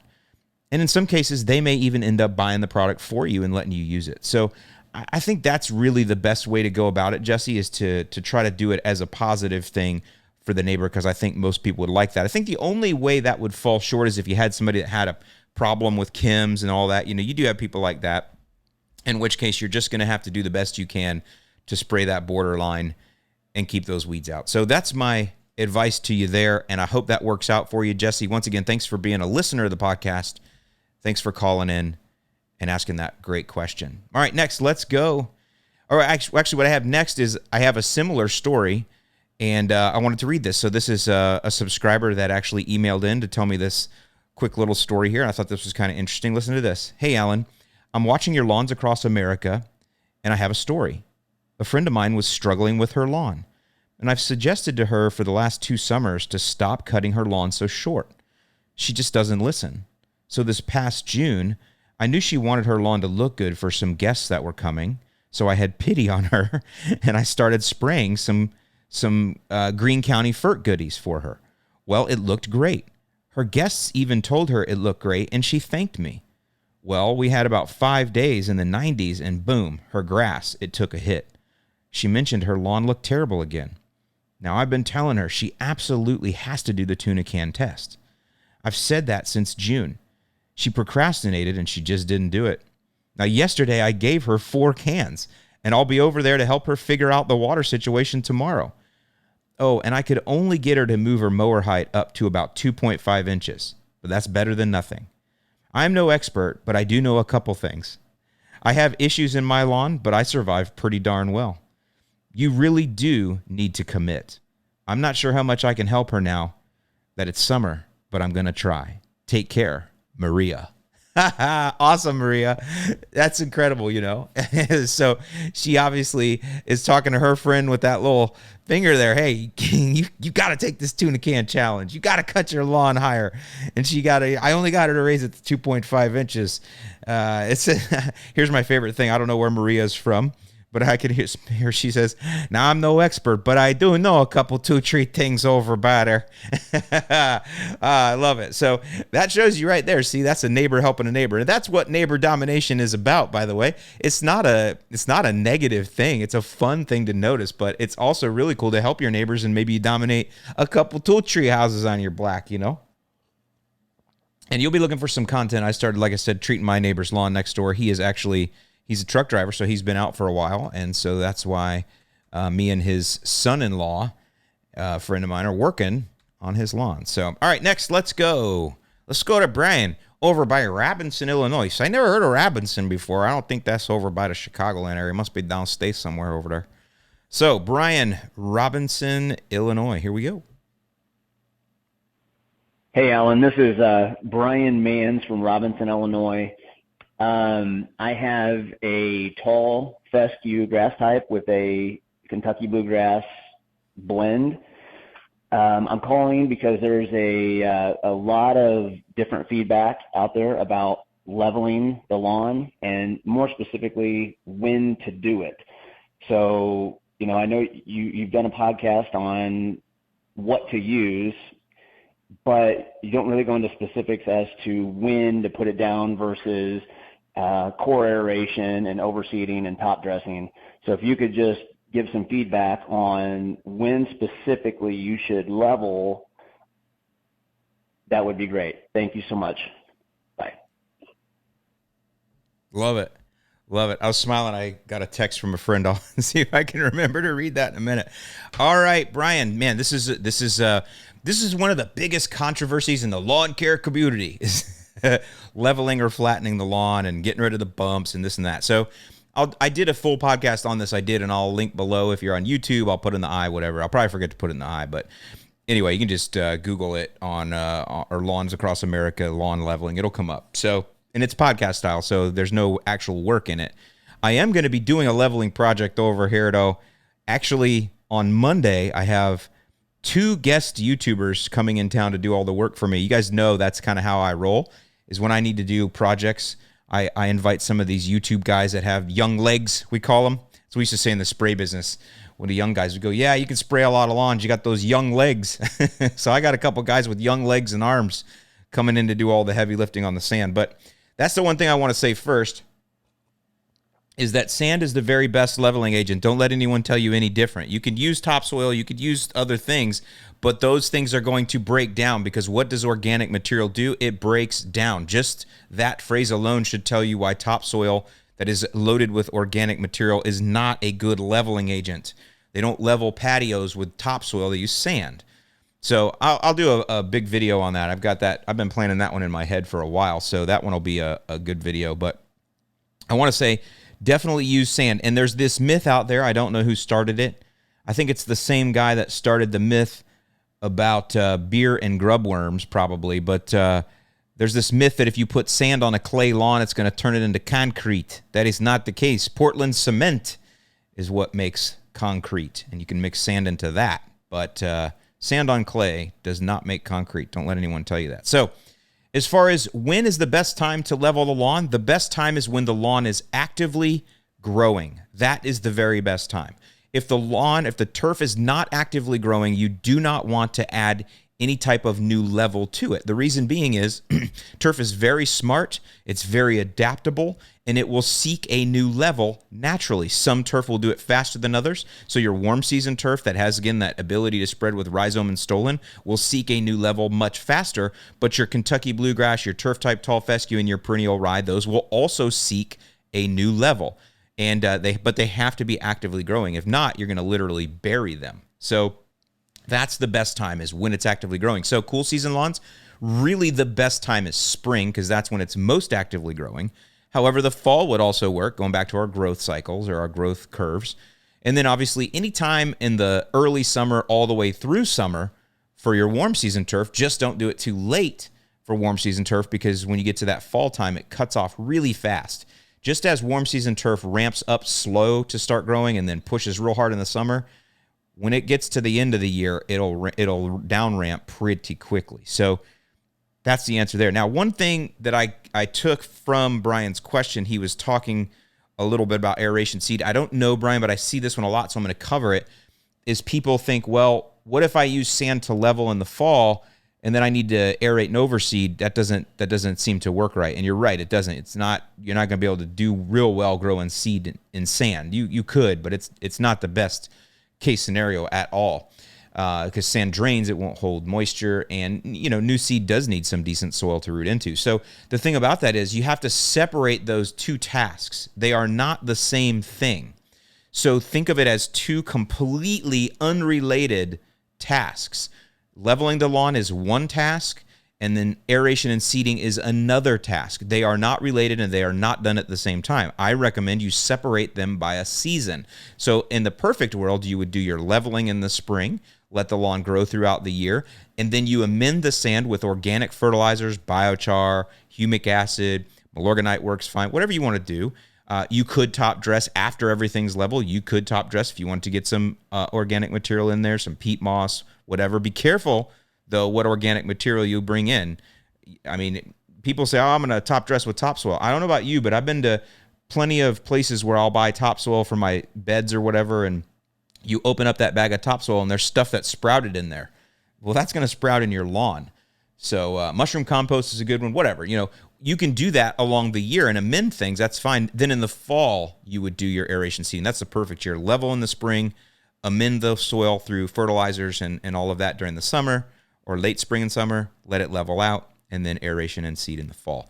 Do not mix those things up. Do not do them together. Separate them in your mind.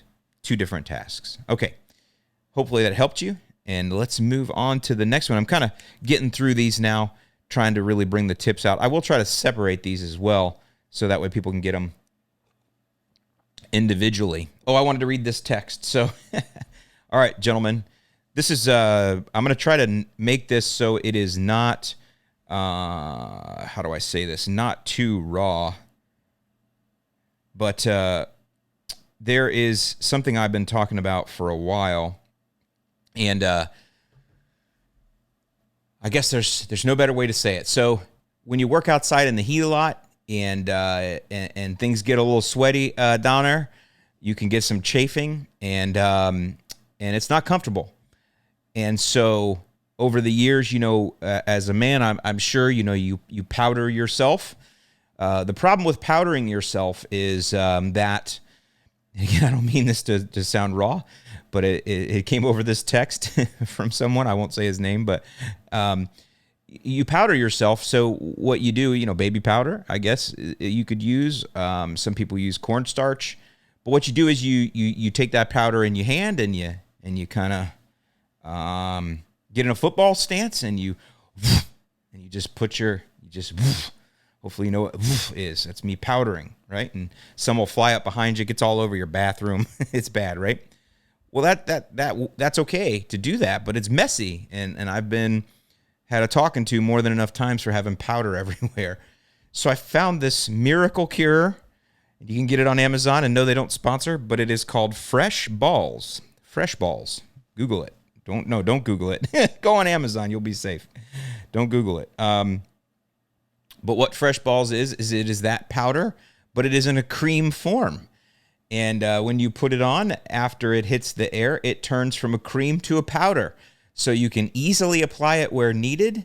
And then I go and stand over a fan for a minute after I apply it, and it immediately turns to a powder. And that will keep, well, just like the name says, it will keep your balls fresh. Now, if you continue to have some chafing, then there is a powder called Monkey Butt that works really well. That's a secondary try. But try that out. Fresh Balls. I've saved more than enough men pain down there. So here's my friend that texted, what's the name of that cream what's the name of that cream for your balls that you recommend? This hot weather is giving me some problems. That's a text I got here on a Saturday morning. All right. Hope that helps you. helps you out. All right. Next, let's go to Jeff from Ypsilanti, Michigan. 3-week-old sod. Hey, Jeff. Hello, Alan. My name is Jeff. I live in Ypsilanti, Michigan. I have Kentucky bluegrass, and it's sod that was laid in mid-June. My question is, I'm 3 weeks into my sod, and I'm just starting to care for it now.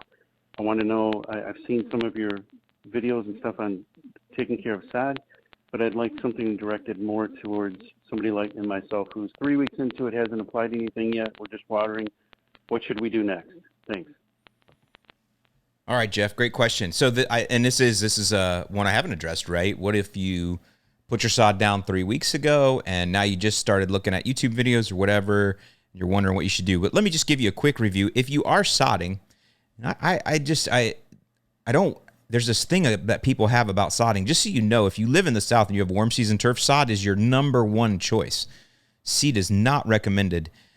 Some of you would take that as a challenge, and that's great. And I'm not against seeding warm season turf. I just know where the odds are better, and the odds are always better in warm season turf with sod, and that is because the jungle grows so fast, always trying to retake the land. If you seed, the weeds will outgrow your seed in so many cases, and you will just face problems. The second choice would be plugs. I've had a lot of battles with that, but plugs are also fun, but definitely more difficult. And then sod is the best because it literally blots out the sun, so it creates a barrier immediately with itself. Now, when you do sod, though, cool season turf, again, another great option. There's nothing wrong with sod. Nothing wrong with that at all. And in fact, new sod is tougher to take care of than seed in a lot of ways because of the fact that you really have to work on those roots, especially if you're sodding in clay. Whereas grass seed that's grown in clay, and that's the first and only place it's ever lived, it's going to do better in the long term. So it's actually more difficult to really care for sod, but I still think it's a great option, and you should consider it. Especially if you have new construction, sometimes you're required to sod. You don't have a choice. So with that, though, if you do have that access to that bare open ground, let me just tell you what you should do. The first thing you should do is get in some phosphorus. If you look at starter fertilizers, I'm using air quotes as I talk about that, starter fertilizers are almost always high in phosphorus. That is a rooting element. That's what encourages your grass and turf to root. Now, those work great on existing lawns too, but that's one of the things that you want to pound in there. And then also, if your soil is open and you have the ability to till something in, then you should amend it for sure. Be careful with topsoil. I mentioned that in the last question. Be careful what you put on your lawn. Make sure it is a clean substance, not something that is going to bring in problems that you're going to have to face later. Peat moss is a good one to amend into your soil. Obviously, all the other things we've talked about, X soil, this and that. So that's what you would do when you have access to that bare ground. But Jeff says, I'm at 3 weeks now. What do I do? So the first thing, Jeff, is at 3 weeks, you should not be able to pull the lawn up. So I want you to check that first. Go out, and you should not be able to pull the sod up. It should be rooted. And I say pull it up. You could give it a good tug. It should be rooted at 3 weeks for sure. So the one thing you want to do once it's rooted is start to switch your watering. Now, we're in the middle of summer right now, as you ask this question. So you may still have to water every day, but you for sure want to water deep. And you want to try to back it off to 1 time per day. You don't want to do 2 times unless you have to. Again, this is a tough time to sod, but it's fine. But I would really concentrating on getting down a 3/4 inch or a full inch once per day. And you may even want to do that real early in the morning so that it can, I say that, 3, 4 a.m. So that way the roots really can chase that water deep. That's the idea there. Now, the other thing that you can do at this point is to help it continue rooting is use sea kelp. So again, you're going to ask me what I'm going to recommend. I'm going to recommend RGS, root growth stimulant. It's got the sea kelp and the humic and fulvic all in one. I think that is excellent for 3-week-old sod. And I would put that in at 3 ounces per 1,000 or 3 ounces per gallon 1,000 every 2 weeks. And I would do that pretty much all the way through the summer because you really want to get those roots to really push. Not going to burn anything with that. There is an 85-degree heat restriction on the RGS, but that's at the higher rates over 6 ounces per 1,000. If you're at 3 ounces per 1,000, you're not going to do any damage at all. And the heat restriction is more for tip burn. I don't want to get into anything too crazy with that, but that's what I would do, 3 ounces per gallon 1,000 every 2 weeks or so, all the way through August to really help that rooting get in there. Now, there is the ability to put down another starter fertilizer, especially if you didn't do one originally.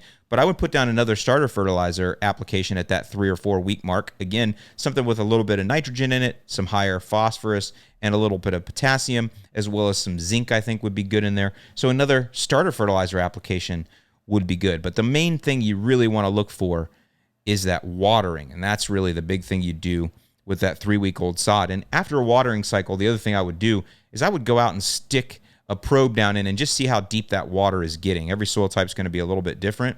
Make sure it's getting down a good, if you're putting that 3/4 to 1 inch down, make sure it's getting down a good 4, 5, even 6 inches. That's what you want to do. So good luck out there, Jeff, with that sod.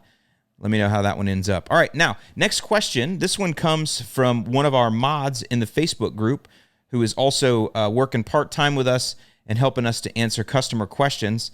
Scott Pucell, one of our moderators, and he says, Al, I'm getting this question a lot. I think it'd be a good one for you to address in a podcast. By the way, Scott's up over by there in a western suburbs of Chicago over by there. So he totally gets me.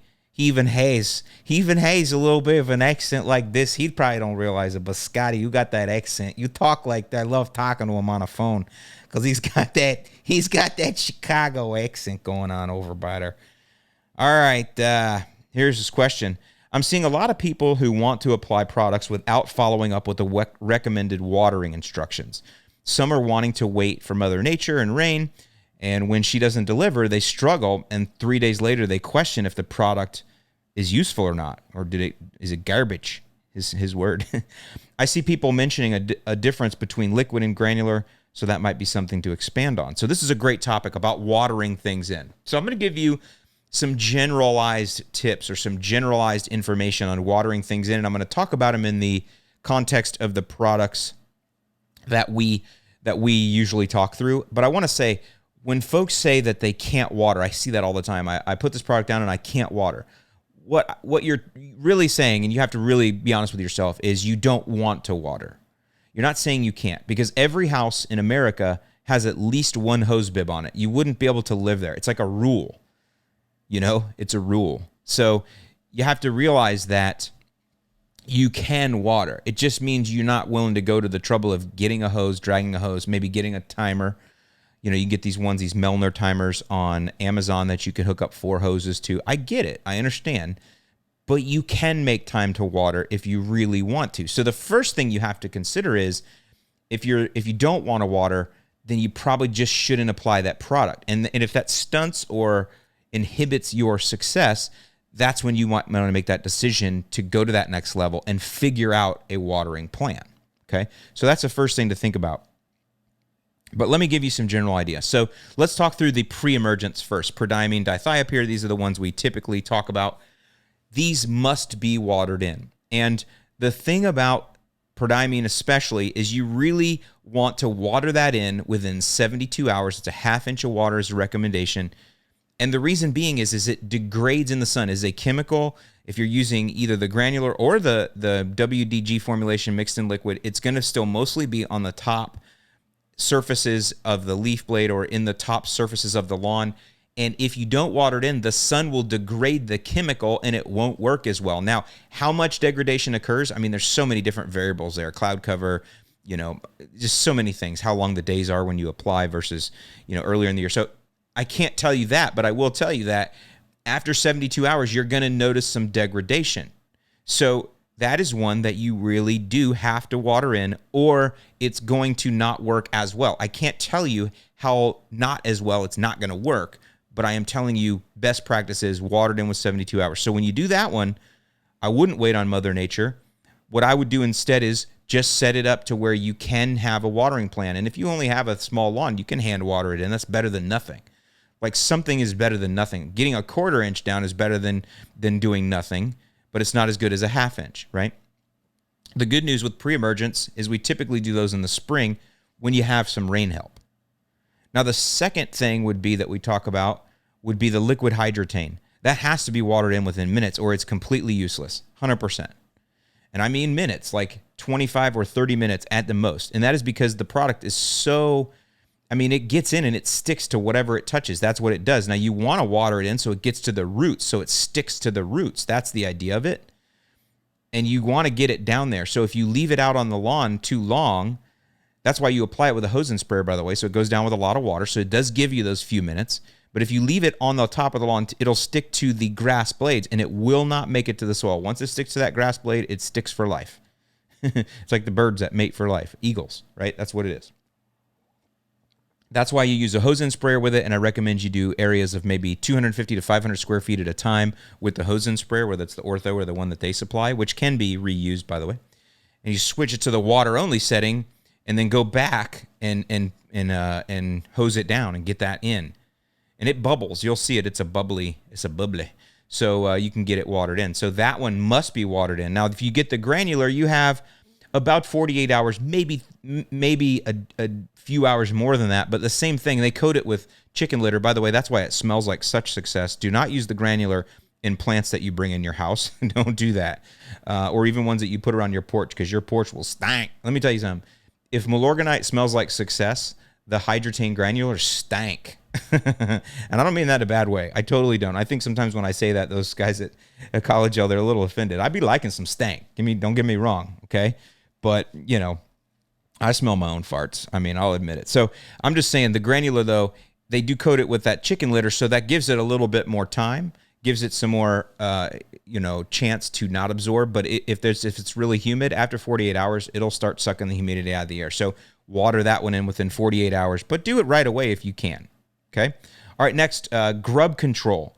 This is one that a lot of you probably did already, or you can still do. You're not too late for grub control. You're getting there, but you're all right if you put it down now. Imidacloprid and chloranthropol, those are the ones that we typically will hear about. Those have to be watered in so the plant can take them in. So I don't know if there's any sun degradation with those. I've never heard that. But that's just simply the fact that if you don't water it in, it won't work. And they do take a little bit of time to get into the soil and have the plant uptake them, especially the chloranthropol. That takes a while, maybe like a week or more for it to really get ingested. Imidacloprid's quicker. But if you don't water that in, it's not going to work. So, I wouldn't take my chance with that either. If you're going to go to the trouble to put that down to stop grubs, to prevent grubs, which is what those do, make sure those get watered in. Let's see. What's some other ones I have on here? I'm going back to my notes. Oh, all right. So another one would be biostimulants. Well, let me go back to those, because those are ones that you really do have to water in. I had an analogy here. I want to go ahead and use it. If you put those products down, the ones that have to be watered in, and you don't water them in manually, because I think you should. I guess that's the point. Even if you're waiting on rain, I still think you should make provision in your lawn care schedule to water them in on your own. And then if you get the rain, that's the luck part that I talked about very much earlier in the podcast. So do the work, put in the work, put the application down, make provision so that you can water it in. And then if you do get rain, that's the luck portion. But you should go ahead and water it in. The way I look at this is like changing the oil in your car. You don't change the oil without changing the filter. It doesn't make sense. When you go to do an oil change, you make sure you have a fresh filter with you and fresh oil with you. You do both. Otherwise, you don't even start changing your oil. Make sense? That was my little analogy. I don't know if that one was good or not, but I wanted to put that one in there. Finish the job. Okay? All right, biostimulants. So whatever one you're using. If you're using a pump sprayer, those do need to be watered in, because they will stick to the leaves of the grass as well when they're not put down with as much water, which is what a pump sprayer does. And I even recommend when you use an orthodilane spray, I still recommend you water it in. I just do. Just do it. It's just going to work better. Now, those, though, they're not going to degrade in the sun. They will stick to grass leaves, and anybody that's sprayed the biostimulants, you'll see you have these brown spots sometimes on the grass leaves, even when you do, or grass blades, even when you do water it in. That's okay. As long as you're mulching your clippings, those will get into the soil eventually, because they're organic acids anyway, for the most part, or nutrient. They'll get there as the grass blades break down. It's just much slower. So that's one of those. I still think you should water them in. Otherwise, the results are going to be much slower. When I say much slower, I mean as long as it takes the grass blade to break down, work its way down through the thatch, work its way down to the soil, work its way down in the soil. That's how long that will take. So what is that? A couple of weeks, maybe more. So if you're going to go to the trouble again to spray those, I recommend you do water them in. Even if you use the hose end sprayer, still a good idea to water those in. Just use that hose end sprayer. Just go back over it with the water only and get them watered in. So biostimulants, as long as you're mulching. And by the way, that's with pretty much all of these products. After you do an application, it's best to mulch just to get everything pushed down in there and not suck anything up. I did a video a while ago. Well, it's been a couple years ago about does fertilizer get sucked up in your mower? And some does, but not much. But one of those to think about. Granular fertilizers. So granular fertilizers that contain some synthetic nutrients like a Scott's Step 4, Scott's 4-step stuff, Carbonex. these can sit on the lawn for a long time. They're not, I mean, it's not going to hurt anything. It's just going to sit there and wait. There's not really a chance of sun degradation, really. But again, it's just about the results. Do you want the result? If you don't care about how fast the result is, then they'll just sit there, you know. Then that comes the question, though. People ask, well, I did my fertilizer and then I got a heavy rainstorm. Did that wash it all away? Typically, no. Just put that in your head. No, okay? Now, tropical storm, yes. Hurricane, yes. But heavy rainstorm, very heavy rainstorm, no, okay? These products will stick in the soil. I mean, they've been used by people for many, many years, professionals. They don't have problems with mass problems of their fert washing away, and they do reapps. Doesn't happen, okay? So I wouldn't worry about that. But if you are somebody that's worried about that for some reason, it's always best to control the controllables, and watering your stuff in means you are in control. You can control the water. You can control how much goes down. Now, the last thing is organic fertilizers like Milorganite. No watering needed at all. Won't help it. Won't help it at all. It's going to get broken down by heat, friction, microbes in the soil, that kind of stuff. You know, it's broken down by natural means. So there is no need to water in your Milo. That's why it's a slow release, because it's broken down by soil organisms and heat. All right, next one, fungicides and insecticides outside of the grub control. Those are all a little bit different. And so you're going to have to read the label, because every one of them is going to tell you something different. Some will say, well, you could water after an hour. It's rain fast after an hour. Some of them will say don't water for 2 days. Some of them will say don't cut for 2 days. So you need to read the label on all of those. So just remember, in the end here, it's okay to wait for rain, but if the rain doesn't come, it's best to have provision that you can water it in on your own. Great question there. Hope that helps some of you guys. Let's go now to Steve in New Jersey. Now, I can't do a New Jersey accent. I wish I could, because I think it's such a cool accent. New York and New Jersey are different, and really would like to be able to do one of those. Maybe I'll try to learn one of those one day. But all right, let's go to Steve in New Jersey. Hey, Alan. Steve here in southern New Jersey. Longtime listener, first-time caller. And my question is about spraying weeds in the summertime. I have tall fescue, which has been getting pounded on by the heat over the past 2-3 weeks. Now I've kept up with my watering, putting down about, say, half an inch every 3 days or so, and it seems to have held up so far. With the extreme heat, though, as of late, say upper 90s to low to mid-90s, or upper 80s to low to mid-90s, my grass has definitely slowed down, and this is the first time this season that I've waited almost a week to cut it, where before it was, say, every 4 to 5 days, with height of cut being 4 inches. Now, since I haven't cut in about a week, I've noticed some weeds popping up, specifically nutsedge, and a decent amount of it. I've got plenty of sedgehammer on hand and was wondering if you think it's okay to spray even with the hot air temperatures. My turf seems to be battling the sun well. It's nice and green still. There's really no signs of dormancy. My logic is as long as I spray closer to the nighttime when, say, air temps are around 75, 80 degrees here, I should be fine. Definitely would like to know your thoughts on this. I've read the label. I see nothing about air temperature restrictions. However, it does say not to spray on stressed turf, although mine looks pretty good so far, while most of my neighbors are starting to go dormant. I know the rule of thumb is not to spray when temps are over 85 degrees, which is basically every day here. So definitely want to know your thoughts on that. Anyway, really enjoy the podcast and really glad it's back. Thanks. All right, Steve, this is a great question. And this is going to bring me to talking a little bit about weed controls in general. I think will be good for those of you that like to break this kind of stuff down. So generally speaking, most weed controls, you do not want to spray them when it's over 85 degrees. Now, there are some you can. In fact, we're going to talk about halosulfuron, which is an active ingredient today. That's sedgehammer. That one is okay. But for the most part, you don't want to. Quincept, that's another one we used to use when I worked for ChemLawn. I think it's 2,4-D and quinclorac. I think that's what's in that. But that one can be sprayed in the summer. But for the most part, if you just want to use a generalized rule and just be safe, you don't spray weeds when it's over 85, which makes why in the South here it's really tough to control weeds in the summer. Not that we can't. It's just that it's never under 85, even sometimes at night. So one of those things. But Steve specifically is talking about nutsedge, sedgehammer. So the active ingredient there is halosulfuron. That's the active ingredient. And the thing about that one is it doesn't have the 85 degree temperature restriction. So you're okay.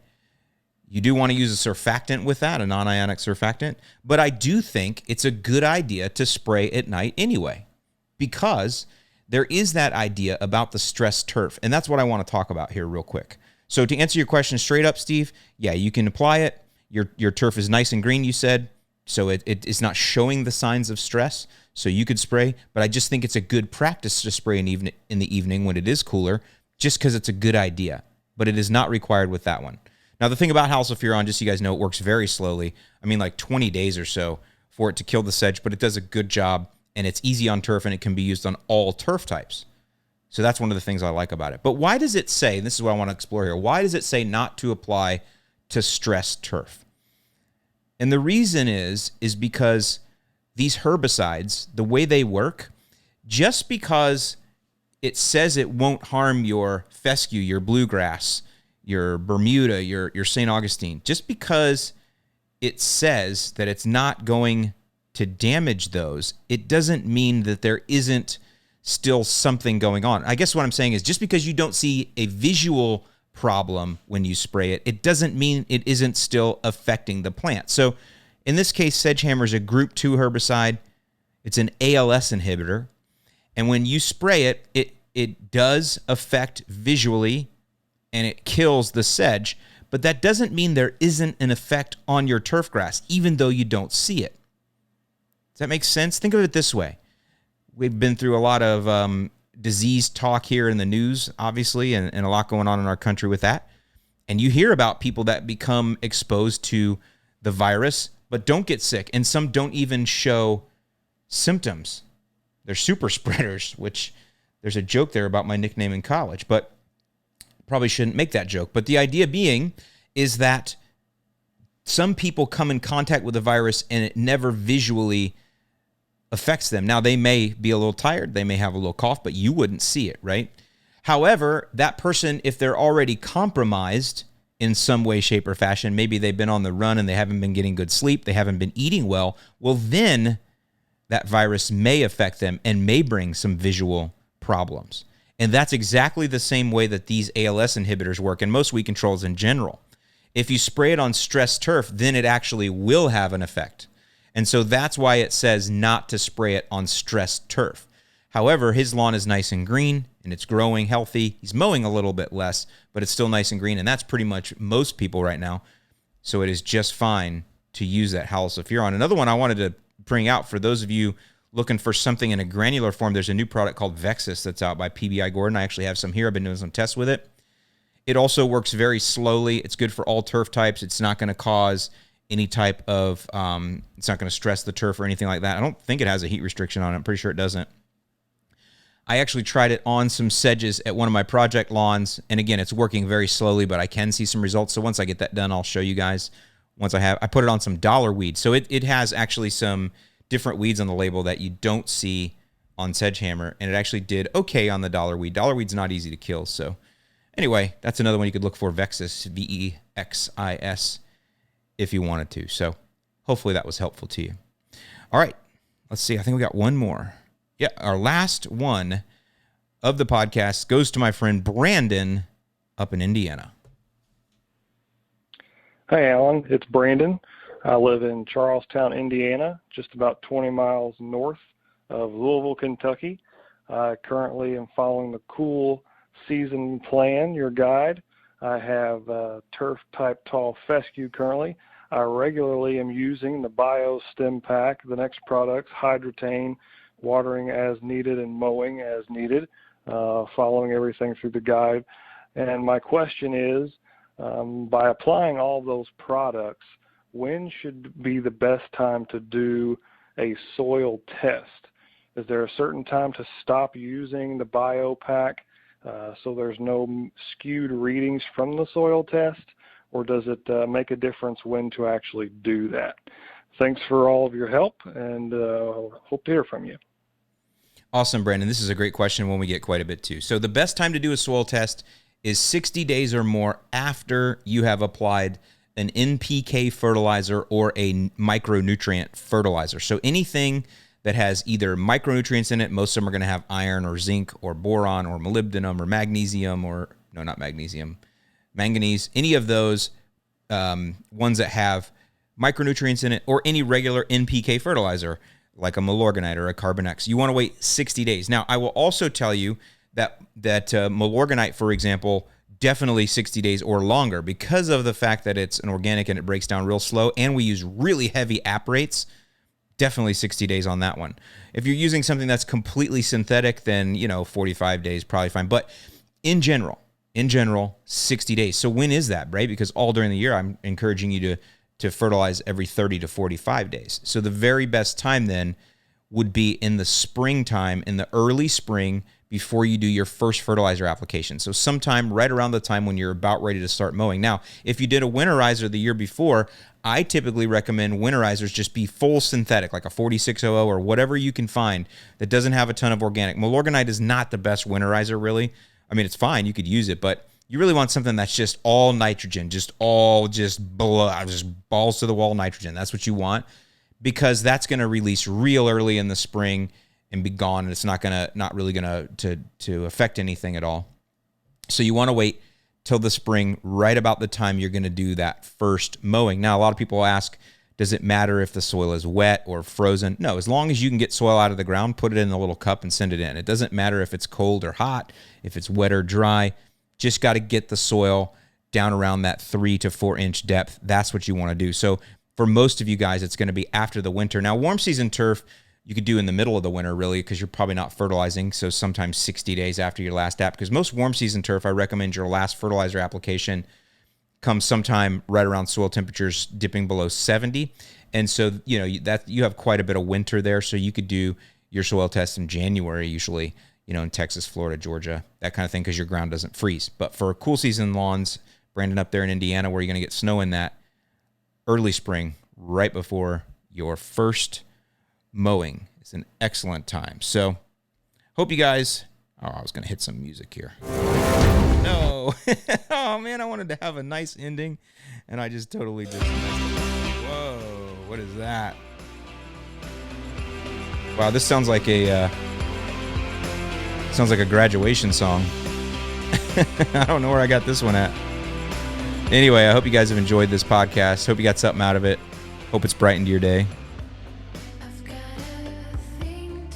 Hope you have a great week, and I'll see you in the lawn.